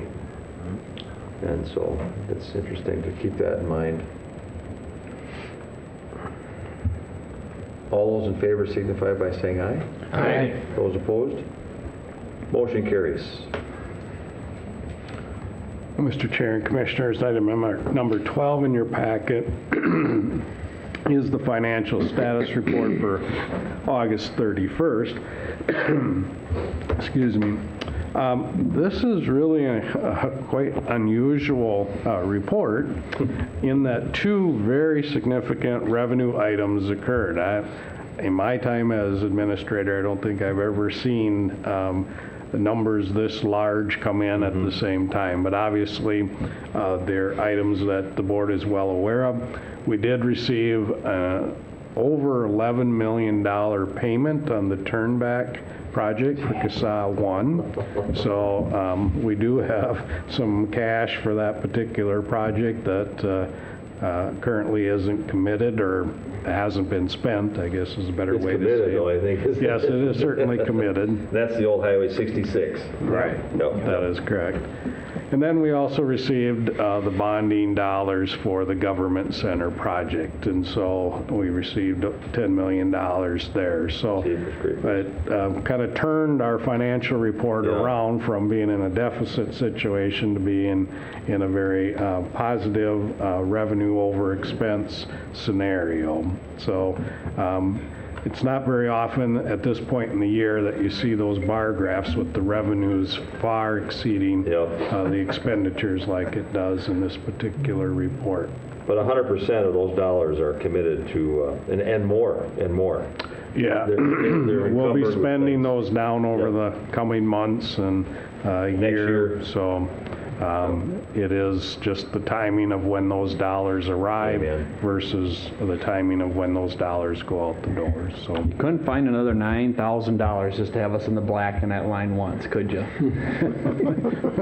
I'm not sure which one you're from our red operating funds, the $53,594,000. Oh. And we have the $53,585,000. Oh. I've never seen that number in the black because I know it's not a budgeting number, but it's a number that we like to have on reserve to operate the business. But yeah, I can't make up the numbers, so that's the way it came out. But it's okay. That's the closest I've ever seen it, though, is my point. So, with that amount of money coming in the month of August, our total funds in the bank are quite a bit higher than we've seen in the years prior. But as we've already talked about, those will be going out the door as those projects move forward. The only other thing I would maybe point out is the enterprise fund, which again is the Ponderosa landfill. you'll see there that the revenues are exceeding the expenditures by about $800,000 for the year. It really highlights when we do those cell construction projects versus when we don't. And so we bank those dollars because we will need it in future years as we do more cell development out there. You know, and I ponder that sometimes too, Bob, that there's going to be a limit. There's Right. a limit there, and whatever we can do today to limit using, the landfill for garbage. One step in that direction was putting up that new building that the board and the administration and environmental services worked on. Whatever we can do to reduce the amount we're putting in the ground. And I think someday we're going to see it. I mean, I mentioned stuff like this a long time ago, but we're going to see it where all of the production that happens for packaging and all those things are going to have to pay much larger upfront fees for what's going to happen with the package. So in essence, there'll be a deposit on everything, because we can't keep putting stuff into the ground. I just watched the other day on TV, I don't know how big it's almost the size of Texas out in the ocean. And this young man developed this process for trying to corral, I don't know how many feet, I think it's 10 feet or 8 feet thick, and it's the size of Texas, and it's garbage floating out in the ocean. It's huge, massive amounts of garbage. But the biggest challenge that he said was to how are we going to stop it from continuing to occur.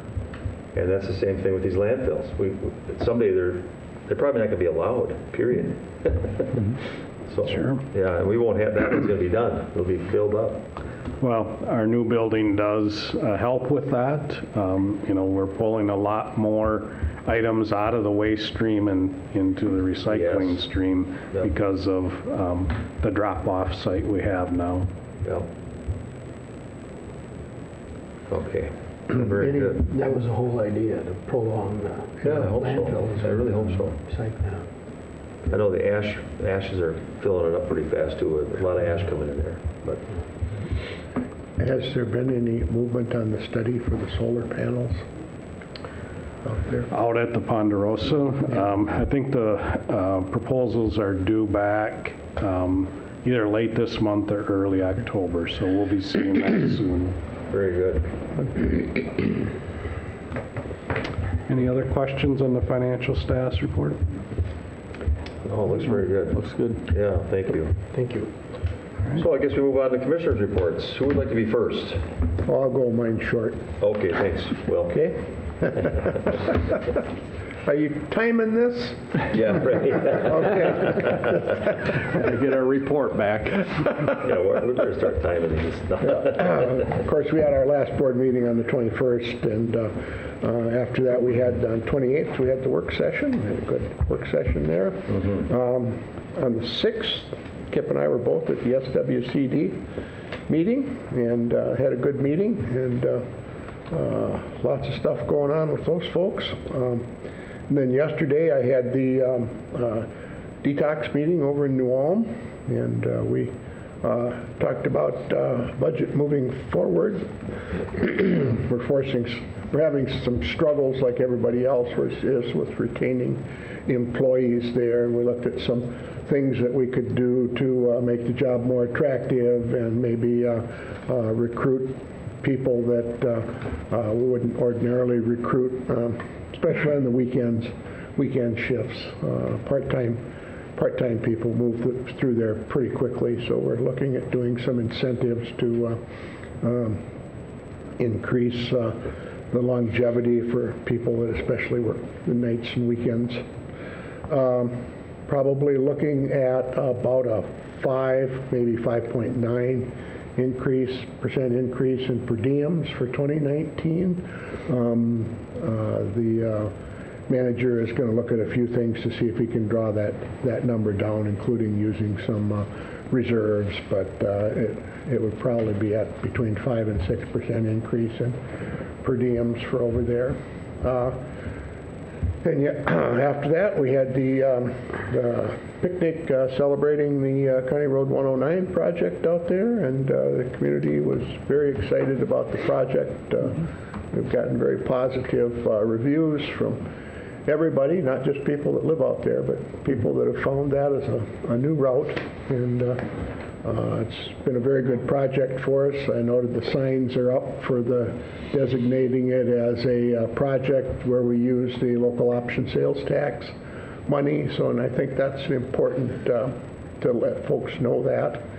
Then after that, I attended a meeting at the Butternut Township Board. They're concerned about a blighted building in Butternut Township out there, the old Butternut store that is becoming a hazard, and they were looking for advice and things that they could do to improve that situation there. And that's my report. Very good, very good. Mr. People. Maybe do mine. I thought that was rather lengthy there. I'll try to cut it down next time. I think it was 3 minutes. And let's see, after our board meeting, let's see, on the 23rd August, had our Partners for Affordable Housing meeting, and we're busy working ahead with what we can with United Way and all that, with fundraising, and when we can, you can do some things. If you're not selling tickets, I guess you can have some fundraisers if it's just a public event. So it's interesting. But the United Way works well with its nonprofits, including partners. So it's working out. Then we had, of course, a work session on the 5th, and then Vance and I were at that Minnesota Alliance the Roads Transportation Forum at I don't know what you want to call it, the old GMG building, and I had a lot of commissioners there, and then we had, of course, Ryan was there with our Public Works, and then we had the candidates from various offices and other aspects of the transportation industry, so that was actually quite informative. Then I did attend the Blue Earth County Christian Frederick, with her state health improvement plan. She has a meeting like quarterly, and that was worthwhile, and they get people from the community that are involved in all aspects of Be Well. That's the theme, and that's, of course, those of you that still smoke, that's your cigarette money. Nobody smokes here yet. All right. Just a few cigars, right? Yeah. Well, just a few cigars, right? That hasn't been proven. Hasn't been proven, yeah. I'll deny it for now.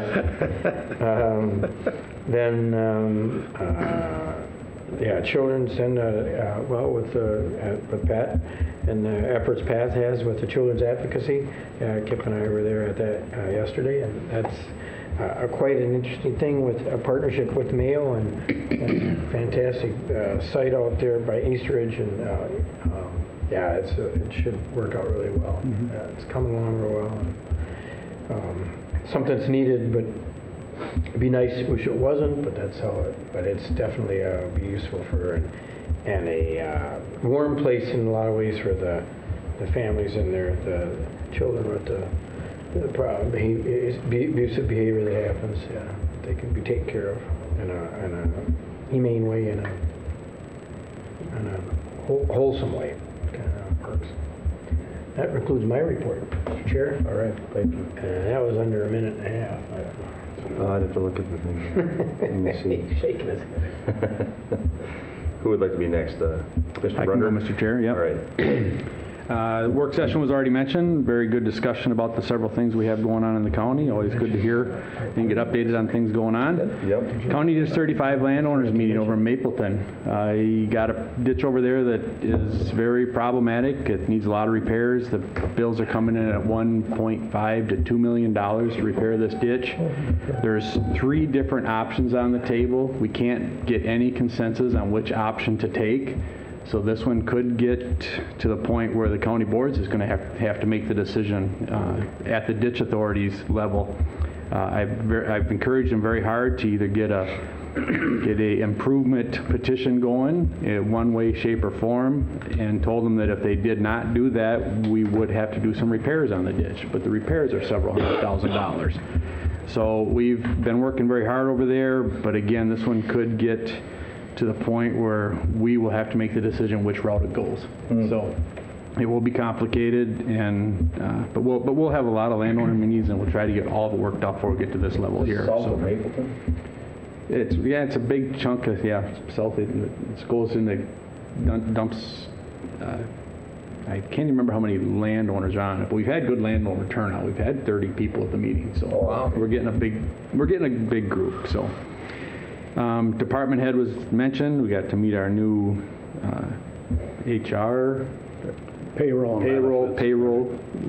employee. Planning and zoning, we had 2 items on the agenda. One was a routine transfer development rights, and the other one was some work they're going to do down in South Bend Township with the bank stabilization. Everything went really well. It looks like a really good project. Will already mentioned SWCD. They got a new secretary there that they're actually administrative, what do they call it? It's not necessarily a secretary, but it's their bookkeeper and office manager, I guess is what you would call it. So, and she starts in a couple weeks. Child Advocacy Center was mentioned, and I've been involved in this quite a bit. I went to the open house, and Pat's done a great job getting this put together with Mayo, and the rooms and the organization is set up really nice. I went down and toured the one in Rochester. I think this model, not that I know a whole lot about models for these operations, but this model being inside of an existing facility, I think just really makes a lot of sense. You can use your resources for other items, but then we have a special space for the Child Advocacy Center that's going to work out really well. So County Road 109 picnic was a great time. Nice to visit with some of Will's constituents out there, and nice for them to invite us all. And then a lot of land use meetings with some constituencies in my district, and obviously ditch meetings the last couple weeks. That's my report, Mr. Chair. Very good. Thank you, Commissioner. Commissioner Strumberg. All right.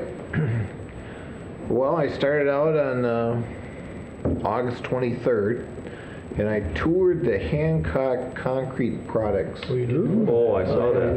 I think we all got invites. Yep. In Cortland, learned a lot about it. I mean, it had so much to do with transportation because of the concrete products out there that I figured I should go to it, and I was really happy I did. I learned more about concrete than I learned enough to know I don't know anything. That's how you get, but I was met out there, State Senator Julie Rosen, Representative Paul Torkelson was also out there, and I think we all learned a lot of what it is. Interesting about using concrete, where when you lay a concrete, it's going to be more expensive, but 95% of the support is right in that tube. Whereas if you do plastic, or you have to build the support up around it. Both of them are very good if they're done right, but you don't have to be as concerned about the construction people putting in the concrete because all the support's right there. So it's a give and take what you use. I mean, I didn't know that. I mean, they were not there to cut down people using the plastic but they just said it's a different, you have to have somebody there all the time watching to make sure that they put the right sand, fill and stuff around to support that. Went to a member appreciation for the Blue Earth County Historical Society. I think you were there too, Mark. That was on the 24th. I had Airport Commission on the 28th. Found out that our airport is the second busiest airport in the state of Minnesota. Really? Wow. And of course that has to do with North Star and all the training and stuff, but we're the only training facility in the state of Minnesota. But second busiest behind MSP. So That's changed. That's incredible. It's changed a lot. It's changed from St. Cloud. It's changed Rochester. from Rochester. But yeah, and it's so we're really growing out there. Of course, all the stuff they're doing for at MSU School, yeah. for flights and stuff. We're getting Delta is getting a contract with them and stuff, and we're getting some pretty interesting things. Of course, now we're also talking about next year that we're going to have another air show. So that's huge too. Then that evening, I hit a bunch of areas for Night to Unite. I had 8 of those that I went to that evening. So that was, you go from one to another and they all want you to eat. Yeah, okay. I went to the State Fair on the 29th. I always enjoy the State Fair, going to the 4-H building and see all the amazing things our kids from Blue Earth County have going into the State Fair. You go walk through the 4-H building and see. I'm always looking for the Blue Earth County stuff and say, oh, I know that young man, or I know that young lady, and it's kind of neat. Did you stop and congratulate Hugh Bellegarde on all his years of service? That was in the news. Oh, yeah. Yeah, Garden City. Yeah. On on Labor Day weekend, I camped out at Bray Park. Beautiful, beautiful park. I just enjoy going to Bray or Daly Parks. We do have diamonds for campgrounds. In fact, yesterday morning I spent with Ryan talking about a possible expansion for Bray Park, and that probably be coming up in some work session coming up in the future. Went to business after hours on September 4th. It was downtown at the old depot, train depot, and that was it's always fun for me to walk through that train depot. And of course, they got the business office there and stuff, but you see the saving of that building. September 5th, of course, Mark already talked about GMG's Transportation Forum meeting. We had a lot of different politicians from around, and but it was a full house, wasn't it, Mark? I mean, there was a lot of people that are concerned about how we're going to fund transportation in the future. And then, of course, that same day we had a department head meeting. September 6th, I had my library board, and I think what was interesting there, and Will knows this well already, we send out 26,000 books. Now this is electronic and whatever, a month. Average 26,000 books out of our library system. That's all. That's amazing. Of course, being a regional center and stuff, that's, we're doubled what any other county surrounding us are. But that's pretty amazing, I think. Mm-hmm. And then September 8th, or Saturday, I was privileged to speak at the groundbreaking for the 169 and Highway 41 interchange. Other speakers were Senator Amy Klobuchar and Congressman Jason Lewis. So I don't know why they decided I should be there, but I'm chair of the 169 Corridor Coalition. So, but that was very nice, and it's a 2-year project. But once that's done, they're going to have 169 go over County Road 41, and then they're going to have a double diamond interchange underneath. And that'll be a straight shot. And then, of course, a lot of mentioning was Jordan, to get Jordan out of the way. But I think it's pretty noted. I mean, even though Highway 14 is so important to us here in Mankato, Highway 169 is our major corridor to get between here and the Twin Cities, and it's really, really important to keep that upgraded and keep it going.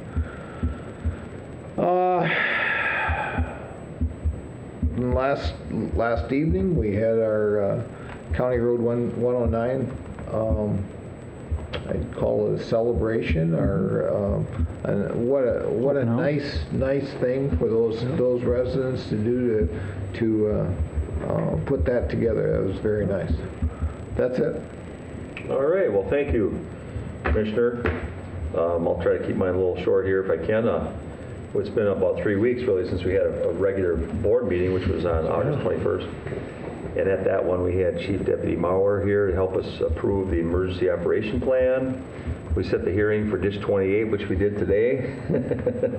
22nd, I attended the Vine board meeting, which is really, I'm not really assigned, but still I'm looked at as a commissioner while I'm there. And sometimes I can't vote on certain things that relate to the county. And that same day at noon, or before noon, I happened to see Mark there too. I spoke at the Rotary Club. And 3 weeks I forgot some of these yeah, things. you were there, Mark. Yeah. And I think you were invited. You used to go regularly. I was invited because you were the speaker and I Oh, is that still right? came, yeah. Oh, okay. We had a few technical issues regarding, I tried to show a short clip of the Yellow Line project, and something happened. Somebody in another room nearby heard it going in their room, so they turned it down and we couldn't hear it anymore. But the president there is Lisa County, who's well known in our community, and I think my name got put in by Tamara Saar, who works over at the new Old National Bank here in town. That was kind of nice they did that. Of course, then we had our last work session on 28th of August, and we had a SHIP review, that State Health Improvement Project. Gretchen, Frederick, and of course Kelly, Hader, and Phil were there. We ate at Buster's. 28th also was that big night everybody talked about already, Night to Unite. I just stayed at mine because there's some projects we're working on, and I had to set up a table for some things to get some feedback and notify people what's going on in our park plan. And then on the the 2nd, it was a Sunday. Dawn and I and some family members, we spent the day at the State Fair. And if you go that last Sunday, it's a talent show. It's wonderful, just unbelievable. And we had a local gal here from Mankato East that took first place. Her last name is Senden. I think is it Laura Senden? Unbelievable talent, unbelievable. I was so impressed. Then we've got the 3rd was our holiday, of course, Labor Day. The 4th, I had a detailed SHAC, State Community Health Services Advisory Committee exec phone call meeting, and the 5th, department head meeting, of course, he mentioned. The 6th, I had a meeting as a member of our Lincoln Park Green Spaces and Parks Committee. I'm the chair of that. And we met with the city. We had about 5 or 6 city staff to continue talking about developing the Stolzman Road Park, which will become part of Lincoln Park's, our neighborhood park, because we don't have one really. And then that's moving forward. The 8th, on Saturday, I went to the Walk to End Alzheimer's. This is the first year it was held up at the Good Counsel Sisters of Notre Dame up by Loyola. And so I think they had a good turnout there too. It was very good. The 10th, Blue Earth County, Nicollet County, Safe Roads. It's like a TZD, but locally, just for our 2 counties. We talked a lot about Joyride and having to support that continuously. We're thankful we're going to have a recognition event and a media event, which will include Pat McDermott in his office and Tau Distributing and some people who have been major donors to our Joyride. So that'll come up in about another month or so. We'll send you out invitations for that, Pat. Thank you. Yeah. And then, let's see here. I wanted to mention something before I forget. October 23rd, 24th is our TZD right here in Mankato. And if all of us want to go to that, I know we've got meetings and things during those days, but we have actually a board meeting that morning. We could all eat lunch there if we wanted to, if we all register. Nice idea. Yeah, I mean, I'm thinking about going, we'll get done here at 11:30 and we'll miss the first opening session of the conference, but I'm still registering and I haven't registered yet. And then, let's see what else. Oh, health conference is coming up October 11 and 12. If anybody would like to go to that at Cragen's Lodge. So just want to encourage anybody you might know, any elected officials, or if one of you would like to attend, there's a lot for everybody. And then this week, I just know there were some things that came to my mind I wanted to mention during all of these campaigns that are going on. I just really would like to encourage people to try to focus more on positive attributes and try to focus on their own service, because I hear there's some kind of smeary-like stuff going on out there. I just, we serve in a nonpartisan capacity here, so we're used to it, and I just hope that, I'd like to encourage the other campaigns and that goes for both sides of the aisle, to keep it clean and try to work together and run your election with a respectable status quo, whatever you call it. Sometimes it's outside groups that do this stuff too, that support them. I'm working hard on mine. Are ya? Okay, good. That's about it then. Is there anything else? We're gonna recess in a minute here to Papa George's Restaurant for our luncheon, and the public is invited as always. Is there anything else for the good of the order here, Bob or the board?